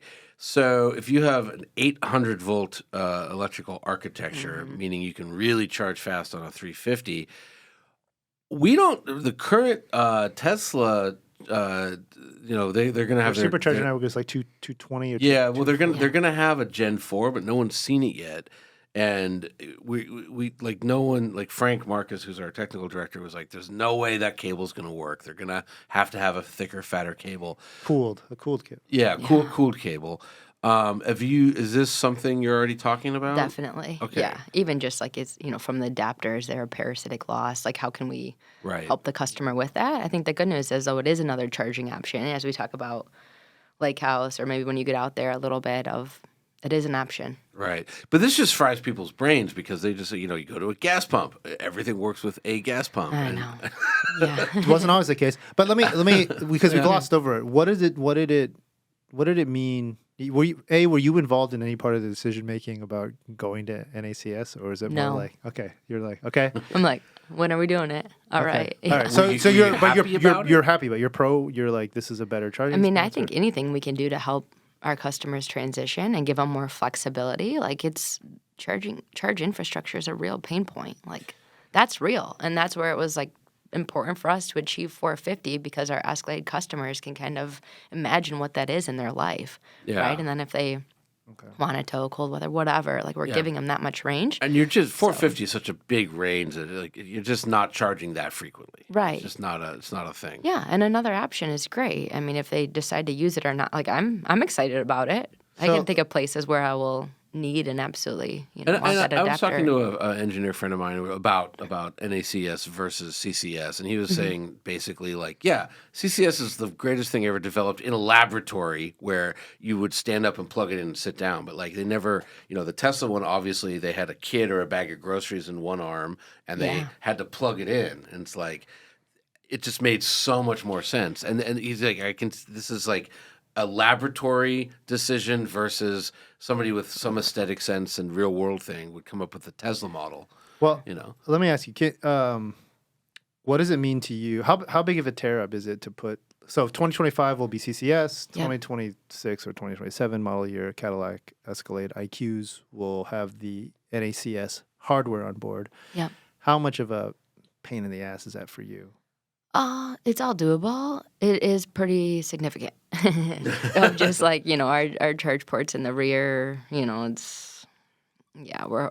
see what the impact to sheet metal is, but certainly from the routing perspective, You might change the actual location of the charge port? no, we won't change the location, but even just to route different It's content not just there. it's like a cable one in Never and you is. change the It's plug. never that easy. No. Oh, okay. Because Didn't know. I put my EV charger in my house, and I originally had my wife had a plug-in hybrid, and I had a NEMA. It wasn't the 1450; it was the lesser. And I was like, "Yeah." Electrician came by and said, "No, I'll just swap plugs for you. That's $500." I was like, "I just watched you do it. Like you just changed 3 That wires." was it. Yeah. Yeah. It's not. It's like still very early in its development, especially the specifics to Escalade IQ, but we're working on it. We'll get it out there as soon as we And where is the charge? Sorry, where's the charge door on the Escalade IQ? driver's side rear quarter. Okay. Two questions, but fair the first one. How do you make that decision? Where do you put the charge port? Is that just like stick it there, or like who makes that decision? That came pretty early in our development of the vehicle with the design center of, what's the best spot for it. And part of it was, we're same as the other battery electric trucks too. I've loved it on my Hummer of being able to, back in and have it in the rear on the driver's side. Yeah, for me. I don't know. Like you get used to it wherever it is, but it's just like I think it's the new Audi. Is it the six Q6, whatever they're calling it, e-tron Q6? It has a front and a rear, and to me that's like, oh, that's a good idea. Geniuses too. But I think you seems like you're future proofing this for hopefully the arrival of en masse of pull through chargers for people who are towing, right? Because then you have the ability to sort of, you wouldn't want it at either at an extreme of a vehicle or center in the back. You wouldn't want it centered. Yeah. Well, or maybe, I don't know. Center in the front could work. I don't know. Yeah, there's a styling element as well as just the, electrical architecture. And it's interesting you said the design team was involved. Yeah, I wouldn't have thought of that. I would have said engineers goes here. It's like it's a big flat surface that you got to work around, right? Yeah. So when you have a vehicle like ours that's got, not a lot of hard angles or flat surfaces to put it on, what makes the most sense? Is it powered like Lyrics? Is it kind of pop different than Lyrics? Yeah, okay. It is powered. Is it a metal door? Uh-huh. Okay, because Lyrics is plastic, I think. I don't even. Okay. I've been pretty busy. Okay. Speaking of design, and we should have talked about this probably earlier. This is Simcoe's team overall, but who is the chief designer on Escalade IQ, would you say, or lead? Yeah, Jawook Koo was our exterior design manager. Okay. And Jawook's brilliant. And did he? Because Simcoe, I'm in a time warp. Simcoe started in 20. It took over at 18, 19, or something earlier. Like I would have said earlier than that. Really? It's been that long? Okay, so this he was on this one from the start. This thing had not. Oh yeah. Okay. Yeah. No, and Brian Nesbitt and Tim Kozib. It's a phenomenal team in the studio that. Like the partnership was really good, even as we talk about these aero enablers, like through COVID times and coming out of that, when everybody kind of worked from home and then we had to work appropriately, like this team was in the studio, several days a week talking through like each and every detail. Right. And that's what I think this vehicle does that really sets us apart from a lot of the other Cadillacs too, is it's like, just all of those little things that we sweat over in addition to the aero enablers and overall performance so that we could get it to where we needed it to be. What are aero enablers? Oh, things like we've got a canard. This is going to get a little nerdy. No, nerd out. We like canards. Okay. We like canards. We talked a lot about our rear spoiler and how do you make the vehicle, move, the ultimate goal of just make it glide through the air, right? So we added a little canard that fills in our rear spoiler as it meets the rear lamps. And that was one that it got us 2 or 3 counts, right? That was a big deal. Even modifications to our tire deflectors. Having the battery pack gives it a nice flat belly that the air moves across. Do you have a flat, is there plastic or something over to make it super flat under? Most of it's all pack, actually. We didn't need to add underbody aero panels. Okay. And then we talk about deflectors for the less nerdy people. These are the little winglets that you're putting ahead of the tires and behind? Yeah, little strakes on the wheelhouse liners. Okay. Yeah. And then even our assist steps. This vehicle has fixed assist steps, no moving ones, in and out running boards. Yeah. And that design too was very critical in our aero performance. And then I talked about the wheels too. The wheels weren't just, blank sheet of paper, make the most beautiful wheel. It was what do we do in terms of inserts and that design too, so that it doesn't add a lot of drag. It's interesting you mentioned the running boards because I was just some Mercedes electric SUV I was driving, or the EQE they call it, but they're picking up 10 miles of range via the running boards. They were they're great. They're like little wings. Yeah.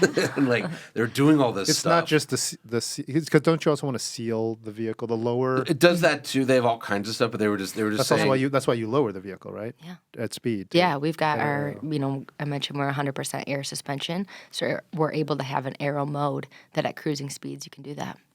So you have, that's actually one thing I want to talk about. You mentioned you're in the hardcore development phase.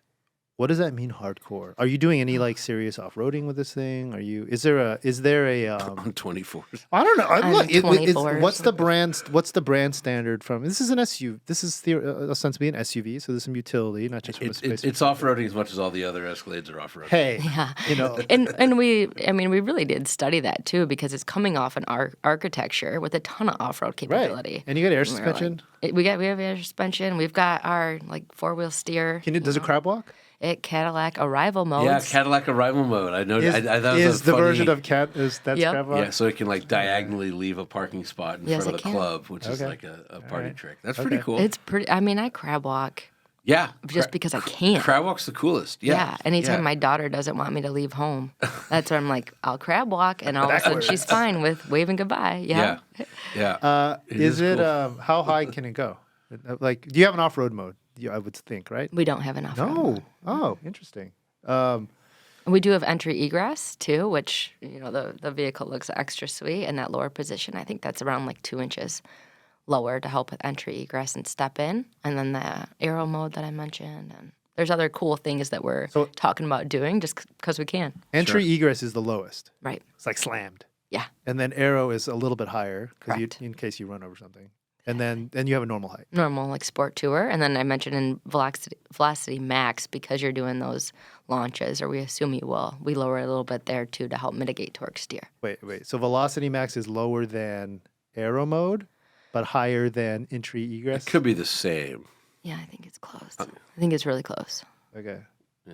But so it does like the WTF mode, like the Hummer, where it kind of like really squats down and then like rears up when it launches. Little less than that, and our long wheelbase helps us with pitch. Oh, right. So as the well rake. as dive too. Yeah, because that was something like that WTF experience in a Hummer with the theatrics and everything. Like that's something special. It is Walks cool. to freedom, people. We're family friendly Yeah, here. you're right. Well, no, it's WTF mode. That's Watch to Freedom. Yeah. No, So this is less than that. Okay, And- because and that we- is an extreme, Yeah. but amazing thing that the Hummer does. Yeah. Okay. Where it gets quicker too. It's weird. All right. Yeah. So I'm officially over this IQ. You understand I'm just the kidding. IQ? I got everything. I now want to talk to Mandi about her Yeah. How do you awesome get to career. be the chief engineer of the first electric? But anything three-row else? Cadillac SUV. Because we stepped all over you. Oh. Any other thing we missed on Escalade IQ? I think we covered it. Built in It's a badass truck. Yeah, built in Factory Zero. How in many Detroit. colors? How many colors? 5. Okay. With 4 interior colors. We've got 2 trims. It's like following the Cadillac 2-trim strategy with Luxe and Sport. What are the colors? Exterior colors I or saw interior? the white. I saw the white. Oh, exterior. It's funny you call it the white. It's flare metallic. It I'm is? excited for you to see it in person. Yeah, I saw some. It photographs I saw some bootleg white. pictures. No, you're right. In a lot of the photographs, it looks white. Okay. It's actually like a really juicy silver, like some gold, like overtones and blue undertones. Okay. If you look down at it, it looks blue, and you look up at it, it's like a cool like champagne gold color. Okay. So, Oh, it's like the blue dress. yeah. Oh my gosh, I didn't think about that. We recreated the blue dress in the Nice. form of an Escalade IQ. That hey, you should. You know. I think we did Okay. that. Yeah. So you got Yeah. We've got silver? flare metallic. Okay. We've got a summit white. We have a black. We have a really cool gray, a dark blue, and then a red we call black cherry. Okay. So dark red. Yeah. And then your interior colors. The Luxe 2 and Sport 2 trims will have a camellia. That's like our tan that you saw in the revealed truck. And then a Harbor Blue, which really grew on me. It's like a beautiful, like dark blue kind of gray. And then black, and then a White. like sheer gray. It's like Okay. a light gray. Okay. Yeah. It's And these are all. cool. What's your vegan option? our We're in whole LA. vehicle is leather free. No kidding. Yeah. Okay. No kidding. Okay. I didn't mention either the optional black roof, which the revealed truck is that flare metallic with a black roof. Yeah. That looks really good. You does can look get that good. on any color. Okay. And then between, as I talk about Luxe and Sport, the Sport has the dark finishes on our, different moldings on the fascia, different, exterior design, and then the Luxe is the bright. Oh wait. So is this an Escalade IQ thing where there's no leather, or has Escalade been? Is Escalade? You can get leather in Escalade. You can, yeah. This is an Escalade IQ thing. Okay. Now let me ask you this, and I think I know I know the answer, even though if you're going to deny it. Will there eventually be an IQV? I don't know. Okay. That's the worst. I think the answer is yes, just based on another Cadillac engineer I've IQ. spent a lot of time with recently. If you look at the stats, though, of the IQ, Yeah. I mean, it's, we talked about this, but, like, it's really It's good got a lot of compared to power, the yeah, V. yeah. Right. But Okay. V lives in the electric age of Cadillac, like Right. you know, But so. this is a 2-motor vehicle, and That's there right. are 4-motor vehicles out there, and there's 3 and okay, 4. So yeah, is there headroom? Like, could you drop the third row and put 4 honking motors in there, and all of a sudden we're talking 3. about They're not doing 4. well, this is the flagship brand. You could, if you choose to drop the third row, and you could absolutely do that. Yeah. Okay. So there we go. Confirmed, ladies and gentlemen. Not confirmed.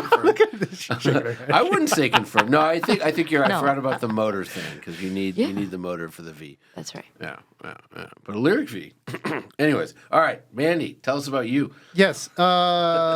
You got to this role after, again, I mentioned it before, the Milford. They had a Milford, whoever that guy is. You're running the shop over there. No, Milford Proving Ground Director of Vehicle Dynamics, Noise, Vibration, and HVAC, which is heating, ventilation, air conditioning, hardware development. How long were you in that role? About 3 years. Yeah, and that was like a full circle role. I started at GM when I was 18, which is pretty wild as a Kettering University co-op student. So I'm coming up on 20 years there. So you're a Michigan native? I am. Yeah. From What does that mean? What is that? I saw that on your resume. hang on, What is where co-op? in Michigan? Hang on. Macomb, Where's Macomb? 21 Heinrich. It's like a little north of the Tech Center, if you're familiar with that. Like 45 minutes from Detroit. Okay. Suburb. Okay. Gotcha. And what does it mean? So you went to high school out there, and then you go to Kettering. And what does it mean to be a co-op student? Every 3 months, I rotated between school and work, like right out of the gate. So I graduated from high school in June, and in July, I moved into the dorm and started as a Kettering mechanical engineering student. 3 months later, in October, I stepped foot in General Motors for the first time and never left. So, Wow. And then I did that, and I had 7 co-op assignments. I took 1 term off to study abroad, which is incredible. Where'd you go?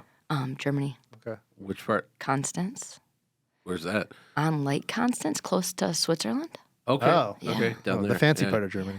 Like along the Rhine River. It was Yeah. incredible. Beautiful. I was there in the spring. But Stuttgart-y-ish.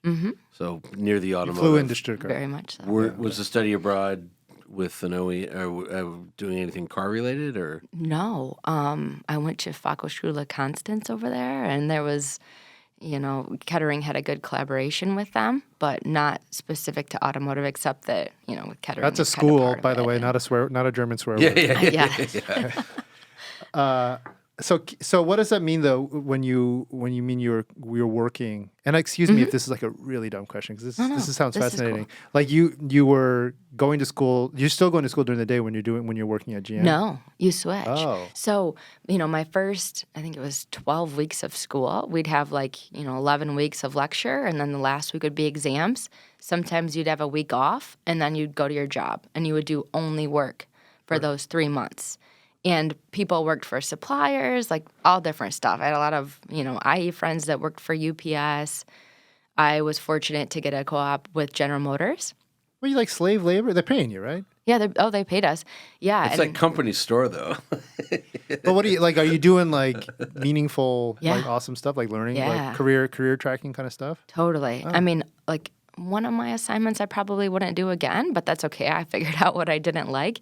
But even my third assignment, I was at the assembly plant in Dayton, Ohio, at Marine Assembly. We were building the Trailblazer and Rainier there. And I had real, Red X problem-solving work that I needed You weren't to like do. stamping stuff. You were no, okay. No, I was working with the quality engineering team. And you've got 3 months to really get in, meet the people, learn everything you can, and then go back to school for 3 months.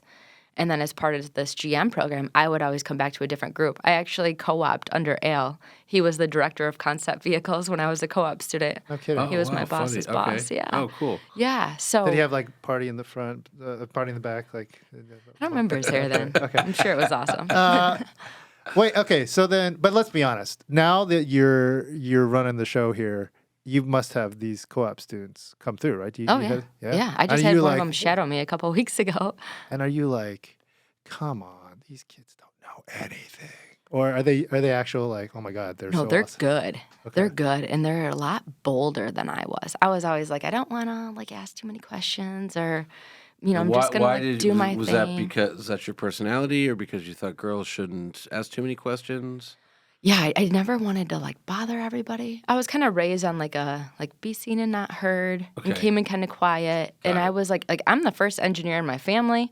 I had no idea what to expect from And an you OEM. wanted to be an engineer to get into a program like that? Like in high school, you say, I want to build cars.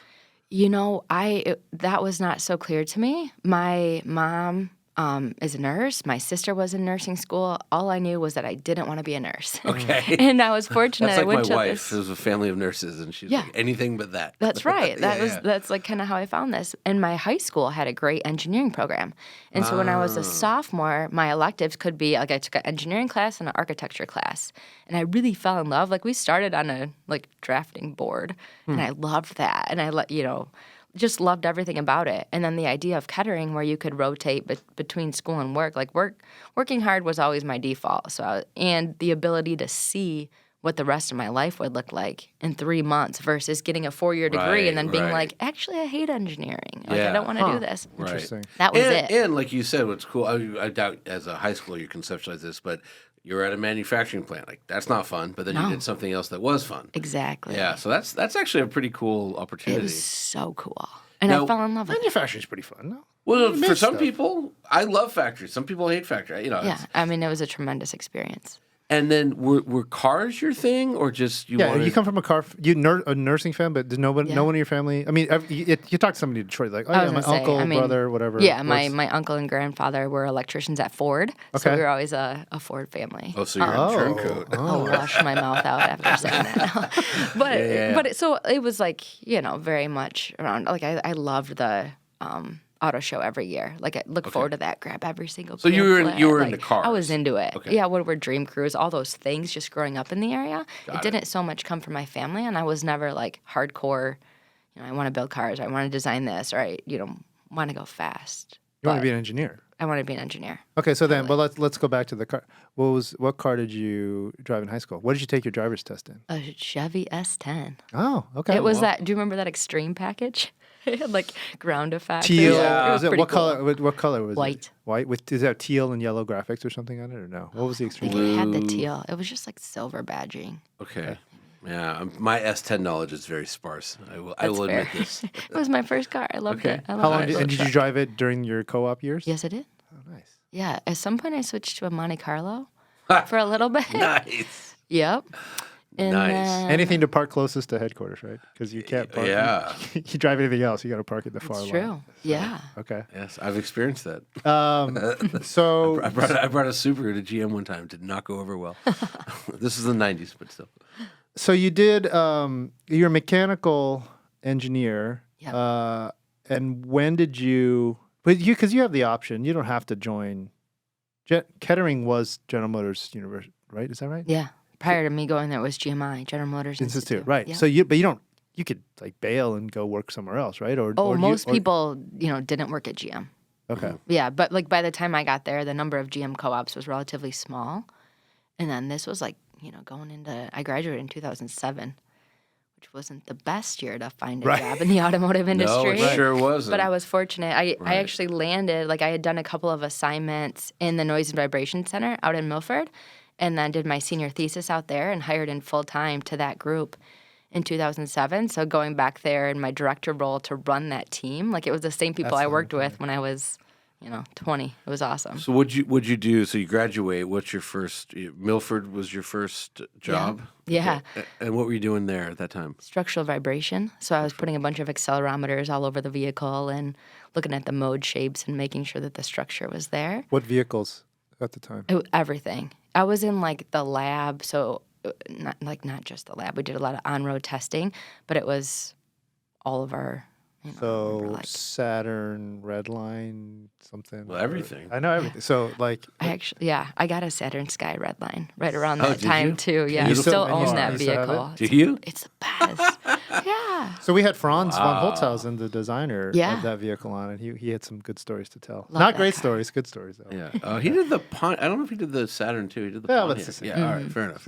Okay. Close. Okay. But Wow. so okay, and then it says here you've worked on a number of hybrid vehicles Yeah. too, right? Yeah. So after, I went from noise vibration, went and released chassis components. So I did the first belt-driven electric power steering system, and then got a launch assignment working on the XTS, where I was responsible for all of the launch issues on that, all things chassis and propulsion hardware. And then came back to Milford as ride and handling. And really my first job on the EV/AV side of it was the Gen 2 Volt, and working as a lead development engineer, where I was responsible for kind of all the performance attributes of that vehicle. So when you were at Kettering, because you're young, was EVs discussed? Was a mechanical engineer? Were you talking about EVs at all? No, I don't remember talking about it at all. Oh, then. okay, interesting. Wow. Yeah, I mean, it was my background is pretty hardcore mechanical. So this switch was not something that I ever expected or really intended to do. It was the opportunity to, be a lead and get to work on the Volt, and then that transition into the Bolt, and eventually the autonomous vehicle, and now doing this. Okay, that's a lot. I actually want to go back and just chat for a second about this belt-driven power steering. Yeah. What product did that debut on? Our global midsize vehicles, so LaCrosse, Regal, XTS. And why belt is better, fewer parts, quieter, like what? Yeah, belt was quieter, and it had, I don't want to say more power, but it was more like we use it on a lot of our V6. And it still is everything. I don't even know. Is everything at GM belt-driven power steering now? Still a fair amount of rack and pinion. Everything didn't go there. Okay. Yeah. Okay. Well, I was going to say so going from a hardcore mechanical background to now sounds like EVs are the future of General Motors. Like what's been difficult for you, and then what has been easy? Yeah, I think what's been difficult is just there's a GM has a long history and has a lot of people that have worked at the company and have years and years of knowledge doing things a certain way. Kind of breaking through that and challenging it. That my first exposure to that was certainly on the Volt and the Bolt EV, but really in autonomous. And then now of it's throw out the years of experience that you have, or really challenging people of but why do we do that? Or why was that the case? And then trying to always tie it back to the customer or what this vehicle needs to get the right answer. But that's got to be sort of freeing because look, I've worked in companies there are sometimes you just do something because that's the way it's done. Yes. And no one really knows why anymore. Yeah. That's how. So it's got to be almost like a white sheet moment, hey, we could stop doing this. Yes, it's so freeing, and then just as the leader of that team, it's having to constantly push that. Okay. Because the default is there, and there's years of experience behind that, but really peeling it back to figure out the why, and then how do we do things differently to continue to be better. And I learned a lot of that from our experience with cruise automation. Okay. When I was doing the Bolt autonomous vehicle, they challenged everything. As they should, right? But it was great for me because it was we can do anything at GM. There's enough smart people there and capability and resources, but how do we kind of get out of our own way and challenge each other? So I learned a lot of that from Cruise, and that's really helped me. Even on the Escalade IQ, that's one of the things that I'm most proud of is it's very non-traditional. So wait, so you went from the e-assist hybrid program, second gen Volt, to future mobility and this Bolt-based autonomous vehicle. So you weren't doing anything on the actual Bolt EV side. You're the layer on top of how do you make it drive itself? I had a month that I was supporting in 2016 when that electric vehicle and autonomous organization was really being formed at GM. I had a couple of jobs, and I did support the Bolt EV launch for a bit, but then, my main responsibility was how do we take all of the autonomous sensing technology and compute hardware and integrate it into the Bolt EV and build it at Orion Assembly or production, manufacturing plant. And you're the lead on that. Yeah. So you're the person who signed off on hey, this spinning LiDAR thing's going to go here, and this thing, we're going to have a roof rack type thing, everything's going to be... yeah. Okay. Yeah, so I was the program engineering manager, working for Josh Tavel at the time, and then when Josh moved on, then I took the chief role, and that was my first chief assignment. And this is as for Cruise, or you on the GM? I was still a GM employee, working closely. My first trip out to Cruise was when they had 40 employees. And then when I left that assignment to go back to Milford in 2019, they were like well over 1,200. Holy moly. So I got to see that whole like evolution and transformation at Cruise, but always from the GM, like producing the vehicle side of it. But what's the difference? So Cruise is what, the software side? Yeah. Or is it? Oh, okay. But So you must have had some software background. I mean, this is a lot of, no? No. Wow. and does it freak you out? You're like, holy moly. Yes. Yeah. No, I think though I learned like very quickly, like, I was okay with not knowing everything. And that's where it was like, I was, heavily dependent on our controls engineers. Like we did bring in some really good people that had worked on Volt and Bolt and knew, like even I think about, the folks doing our 12-volt architecture on the autonomous vehicle, like they knew that stuff. Like I didn't have to know everything, but I think that's where the leadership piece of at least challenging the requirements, understanding what Cruise needed, making sure that we could really productionize this thing to achieve scale, like that was where I came in. All right. Well, you said what you don't have to know. What do you have to know? What is Mandi's superpower? Because it seems like you're on a meteoric rise. I didn't realize you only graduated. You graduated in 2007. Yeah, I'm super young.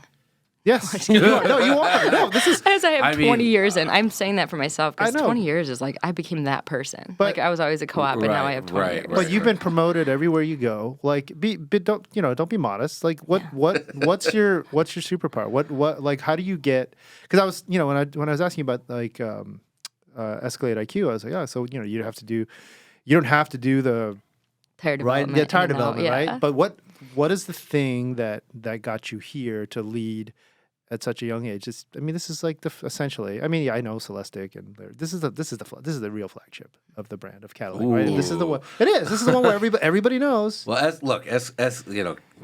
Cadillac's Cadillac these days because of Escalade. Yes. So how did you get? What is your superpower? I think my default, which maybe I'll just start calling it my superpower, I like that, has always just been hard work.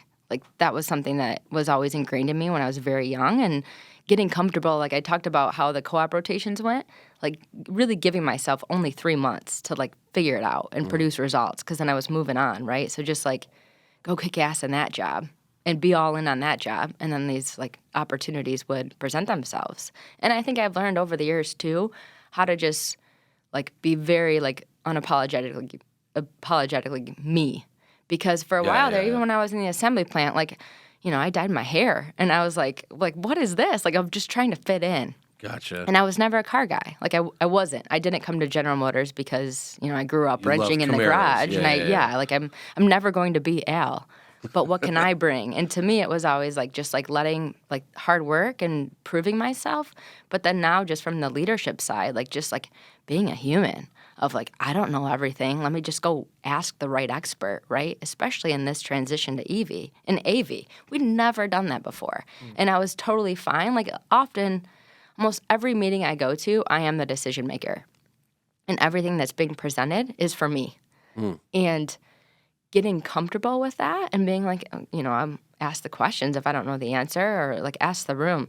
Being able to like have that open dialogue and challenge the team to be better, because it's not just me telling them what the answer is. Nobody's done this before. Right. And I got comfortable with that on autonomous, and I think it's, I'm getting to do that again too. Okay, 2 questions. What do you mean you had to dye your hair? What did you dye from? I didn't have to. I chose to, so I fit in at the plant. Like, what does that mean? Like, what the plant was? Everybody was a brunette, and everybody. No, I don't understand. Like, when you. It just like I have no concept of why you had to like. Why you felt? I shouldn't have said I had to dye my hair. I chose to dye my hair because I wanted just to like. My thing was always like, don't view me as this like young female. Don't look at me as like what a girl can do. Like, I don't want to be different than everybody. Let me just be part of the team. Let me do my work. You dyed it toned it down. So I dyed my hair dark. Yeah, I was a brunette for those 3 months. And my I have an older sister who's a brunette, and every day I'd like be like, this isn't me. Like I look like her, and it was weird. But I was really trying to just, and I had been given that advice, frankly, like early in my career. Really? Somebody said like, you should go by Amanda, not Mandi. Like Mandi's very like Valley girl, and I never was Amanda since kindergarten, right? So figuring out these things of how can I just show up to work and be myself, because when I've tried to be somebody else, like I don't do my best work that way. Okay. Second question. I'm just going to run all over you, John. Yeah, that's fine. Hard work. I don't believe you. Hard work doesn't make you. Hard work is the valued for an individual contributor. You are a leader. How big is your team right now? Oh, there's around like 350 people working on the program. Okay, so where did you learn the leadership ability to lead a team that large? I observed a lot. Like that was as I got to rotate and I've had these different jobs, I always remember like really taking in leader behaviors. Okay. And just like watching like how did they make that decision? And then eventually like I wasn't afraid to ask too, like, I have no problem going to my peers and like understanding how they were making these calls. So I observed a lot. I got comfortable asking questions of those leaders and then just figured out like what's my style, what works. And I think that's what's I'm really proud of today is like it wasn't, I don't know, like it wasn't super intentional. It just kind of came out through the years as I learned to be more comfortable and took all of the inputs and people I observed over the years to figure out what works. Who are the best leaders you learned from? Name them. Oh boy. I mentioned Wayne McConnell. I worked for Wayne several times in my career. Even, the first time. This was the Milford guy? This is the Milford guy. He's running the Proving Grounds, yeah. And, like, Wayne he's one of my favorite humans. Beautiful way of just, like, simplifying things. Like, no BS, straight answer, knows his stuff, great, vehicle dynamics and just performance guy. But Wayne, and I was like, I kind of want to go be a design and release engineer, should I? And he was like, can you make the drive? I'm like, yeah. He's like, go. All right. And then when I had that opportunity, I was working for him again. When the opportunity to go to the autonomous and electric vehicle org came up in 2016, and I was like, but how do I get back? Whatever. He's like, go. Like, we'll never see you again. And then, joke's on him because I did come back as the director. But I got to work for Wayne again. And so that's where he's so good. Okay. And any others? Oh, yeah, there's so many others. Certainly Josh Tavel. I worked for Josh when he came back from Korea after doing the Bolt TV and took on the autonomous piece. Josh was the one that pulled me into this role. So he was leading the whole battery electric truck team and Hummer and then said, hey, how's it going? Do you want to do this? And that was a no-brainer. Come work for Josh again. During the autonomous time, I got to work for Doug Parks, and with him, incredibly smart man, Doug, Andrew Farah. There's a lot. But so when you say you come back to Milford at a much higher level, certainly, and you say, there's some people work here. You had there must be some hurt feelings. Like you're on a different, much faster trajectory than others. Did you ever encounter anybody who's like, well, look at what Mandy's doing? Not that they said to me. Okay. Yeah. No, I didn't really get that sense of like there wasn't like any jealousy or bad blood or anything there. When I was there as a new hire, a lot of people said you'll be our boss someday. And like one of my good friends that I worked with when I was doing my senior thesis put a calendar invite out there for like many years to come, and it was like the day like Mandy becomes my boss. And I think I missed it by like a year, but I was always surprised by that. So I think when I came back, it was like right boss mentality. This was from inevitable college. from the. Oh, yeah, sorry. He rings the bell. Don't ask. I was gonna say, unlike Ed, I think hard work's a really valuable thing. No, it is, but it's an individual contributor attribute. Like when you have people that just work hard and nose to the grindstone, they rarely end up in a position like leading 300 people. Like they're just, hey, I'm going to rely on the hard worker over there. It depends what you're working hard at. But I mean, because my thing, since I decided to do what I do professionally, was Woody Allen has this great quote, which is 80% of success is showing up. Mm-hmm. And I just always, like if you say yes to things, you get a lot better results than by saying no. But how do you work hard with a kid? Yeah. Because we're both parents. You have two. Okay. I have two. And like, man, that little jerk sabotages every professional ambition I have. Right, Ed? Well, yeah, and we're the dudes in the equation, right? Yeah. The women get the unfair share of the burden. There's more. Yeah. It's harder. Well, not even birth. I mean, it's just like kids are. I think more. My kid climbs into bed every day, looks at me for a second, and then just starts bothering my wife. And like, so like, how can you be a chief anything with the children? Like, how do you one day at a time? Okay, like really, and I have an incredible husband. We met at Kettering. There you go. Okay. I mean, I met him at Kettering. He worked for Dana Corporation for a bit, went to General Motors. He worked there for 17 years. He actually just took the separation package. So we're in a bit of this transition as he like got his builder's license and is now like rehabbing some properties, doing a different thing. But, we waited a while to have kids. I now have an almost 2-year-old and an almost 4-year-old. Oh, nice. Oh. How can you even be here? I know. I don't know. Like, so on the way I'm I so got tired. fighting with my wife. She wants to go see a friend of hers in San Francisco for a day, and I'm like, "You're ruining me. You're ruining."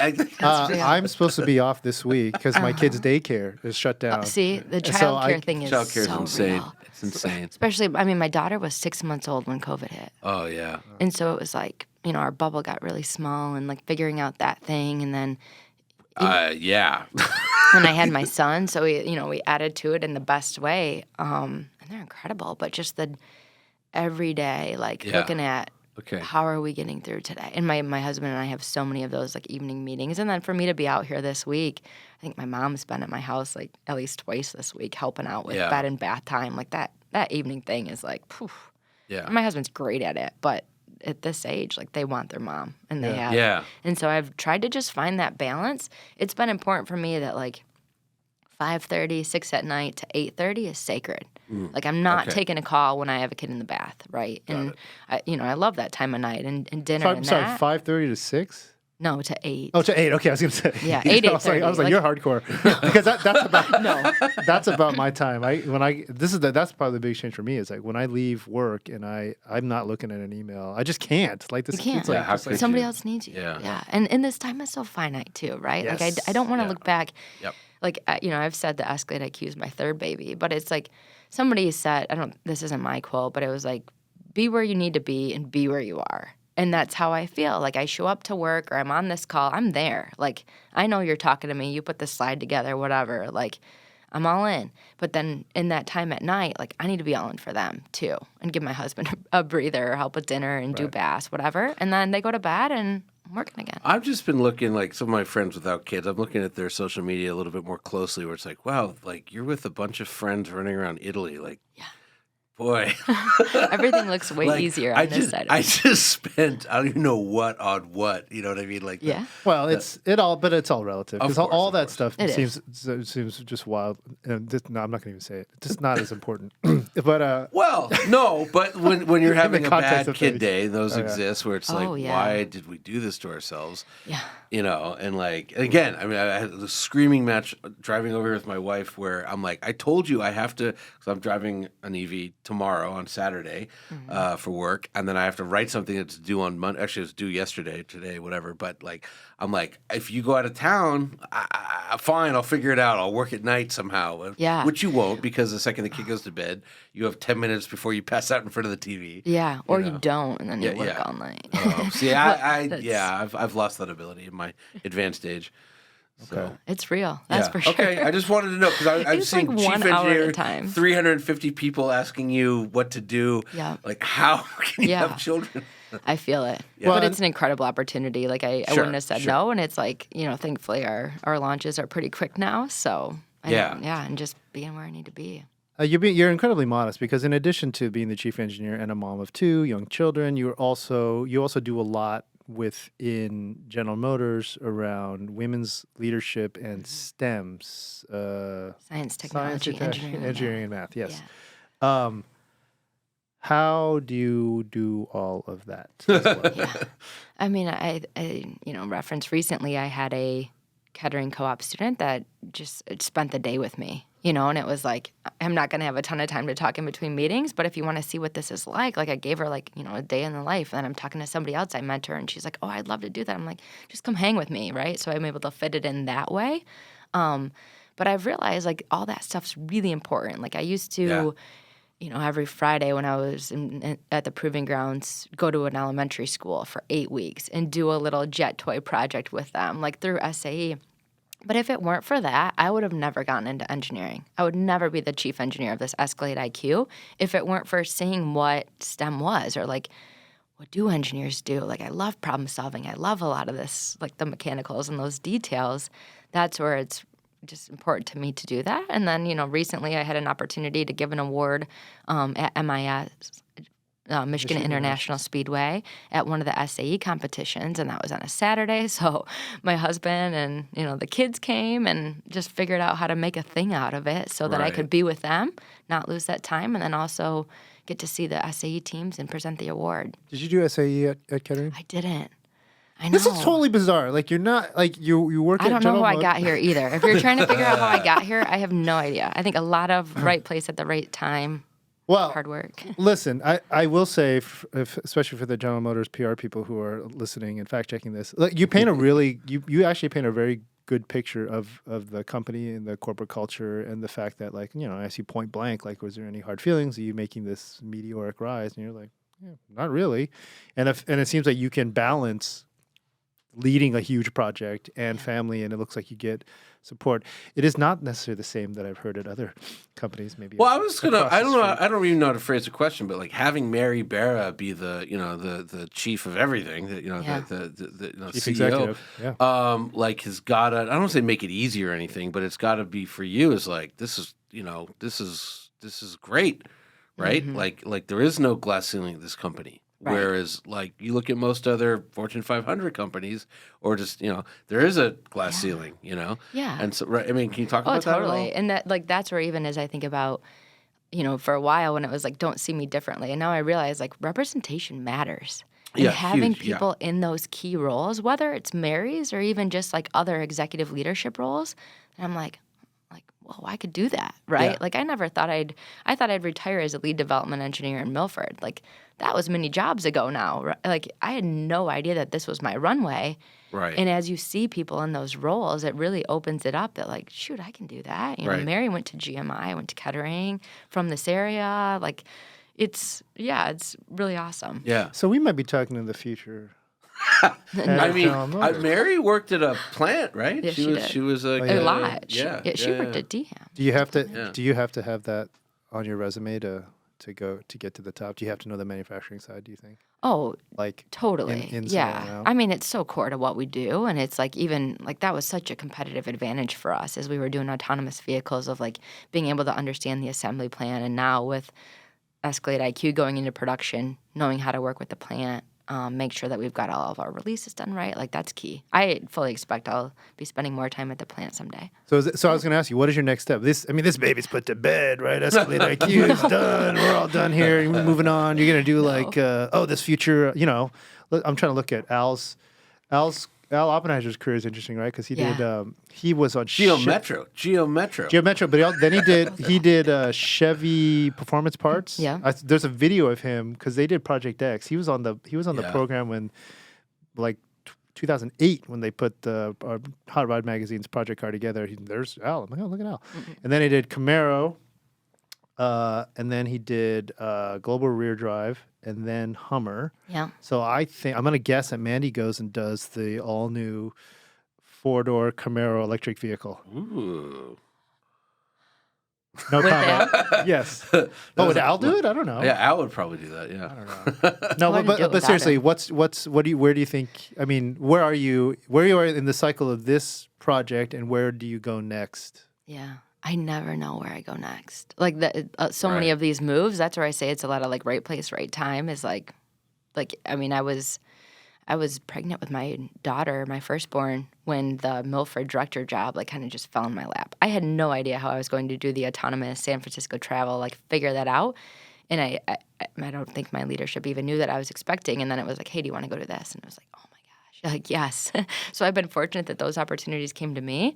I'm all in for this one. And that's kind of been my approach to all of these roles is focused on, the here and now. And we've got a ways to go still. It's going to be a year until we're really in production. I absolutely want to see this through, and then I don't know. Okay. All right. Cool. Well, we should probably wrap this up. We're going to wrap it up. You have an airplane to take you home to your two children. Yes. And probably a lot of emails. Yeah. But let me end on just a couple of let's spice it up at this closure, because we are talking to, it's our first General Motors representative, right? We've been wow. trying hard to get. We, Yes. we need to go to Detroit. You're to our do this first in and highest Detroit, ranking yeah. General Motors You were going to say you've representative. been trying hard to talk to me, and then Yes. Well, yes. Well, I didn't honestly. I didn't know about you until we with the Escalade IQ, and how Yeah. would I have? Right, You know. sure. But no, I mean it's hard. Like We want to like get Mary. We want to get Mark Royce. Yeah. We want to get Al. Al. I've been trying to We get wanna Al, but I want to get Brandon. From Cadillac. Oh, yeah, Brandon Vivian. Yeah, Vivian. I want to get Simcoe, but Yeah. they all live in Detroit. Yeah. And we record in Beverly Hills, so it's yeah. But look, General Motors. People joke MotorTrend, General Motors Trend. Cadillac. when it's not Mustang Trend. When it's not Let's Mustang be Trend. fair. Yeah. But this is a video will appear on our site. It'll also be on our YouTube channel. Our YouTube channel has a lot of haters on there, a lot of EV haters in particular, who don't believe that this is all inevitable. So let's just end on a couple of questions there. First of all, are electric vehicles inevitable? And I won't hit the bell again. But thank do God. you feel like, again, you are a hardcore mechanical engineer. You work Yeah. at one of the largest car companies in the world. Is this where the future's going? Is it established fact? Move along, people. Just get on board, or you're like, I totally think this is where the future's going. But I'll recognize it's a transition, right? I mean, our Escalade IQ will share the showroom with the ICE Escalade for some number of years, and that's important. And then as we do things like increase range and continue to like prove ourselves on the performance size and charge infrastructure, yes, it's inevitable. okay. Ding. Okay, now convince me. I got $145,000 burning a hole in my pocket, and I'm going into the Cadillac dealership, and I really like the sound of that. Actually, I think the V needs a mute button. There is a stealth mode. I couldn't find it. We couldn't find it, but Brandon was Okay. telling me that there is a stealth. Yeah, I I think mean, theoretically, obviously there's- there's still. I you'll feel hear like the one something, we but- had was a pre-pro and didn't have the stealth mode. Intentionally obnoxious. Yeah. Okay. But I want to buy an Escalade, and I got my heart set on that V. But you tell me this thing's just as fast, or it's got some Faster, other faster, got some benefits. yeah. Like sell somebody who's on the fence, or even kind of a hater of EVs. Like why they just need to open their mind and consider it. Yeah, I think, this driving experience is even better than what you can get in an ICE Escalade.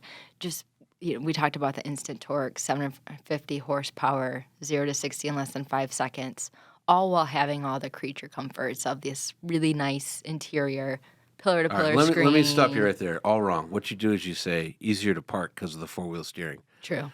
Go park an Escalade and go park an Escalade IQ. That's real. Even just the number of people I've seen do U-turns out here, Oh yeah. I didn't, that Yeah. was good to experience and witness of. You need that, but I mean, that's I a I miss the great noise. turn I miss the diameter. noise. I want to hear that ripping V8. I wanna Like, hear what do you tell somebody who's like, I'm missing the sensory? Oh, I feedback. mean, you get it with this acceleration. You can feel this in your belly. I mean, and we have drive unit tones. We have noise. We've got a 40 speaker AKG system, Yeah, so by you the way, can listen 40 to whatever you speakers is want. absurd. It's absurd, and you get that. It's 36 if you don't do the executive Oh, seating, well. because we've got The headrest. the headrest speakers. Yeah. Relatable. No, but like back just real quick, the four-wheel steering thing. Yeah. Like I love my Rivian. I bought a Rivian. It's great. But every time I drive that Hummer EV, I'm just like, this Rivian's impossible to park, and it's not even that big. Mm-hmm. And it's just like the parking is wild with four-wheel steering.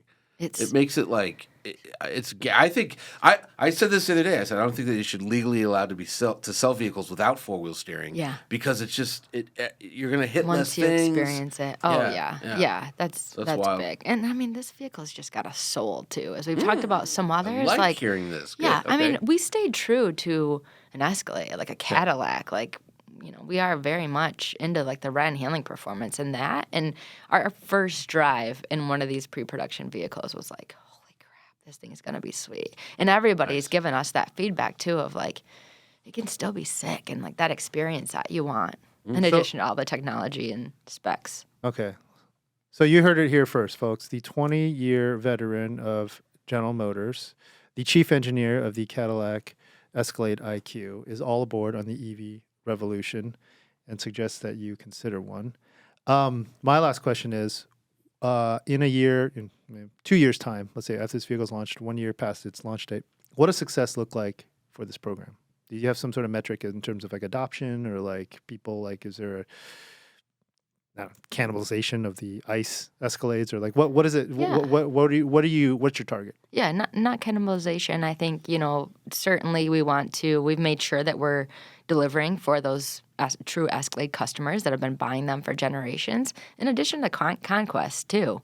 And this with an all new look and what we've put into it, I'm excited to see how many even non-Cadillac, non-Escalade drivers just can't resist the IQ. I was going to say success looks like, and Mercedes has a 3-row, the EQS SUV, which is kind of dorky looking. And again, they're dorky looking for a reason. They're it's like 0.25 drag coefficient. But I think it's an opportunity, similarly priced vehicle, that's going to have more range and power and everything, and looks good. I mean, I saw those pictures and I was like, it looks so good. And that's just it. That was our goal, was really reimagine this and then help redefine this segment. Because we are first, in a lot of ways. Escalade IQ is first from a true Lux 5 SUV, 7-pass. All right. Cool. I'm excited for everybody to see it and buy them. Okay. Well, thank you, Mandi. Mandi Damman. That was awesome. Thank you so much for joining us today. And come back in a year and after we've driven it, and we'll talk some more. Can't wait. All right. Thank you. Cool.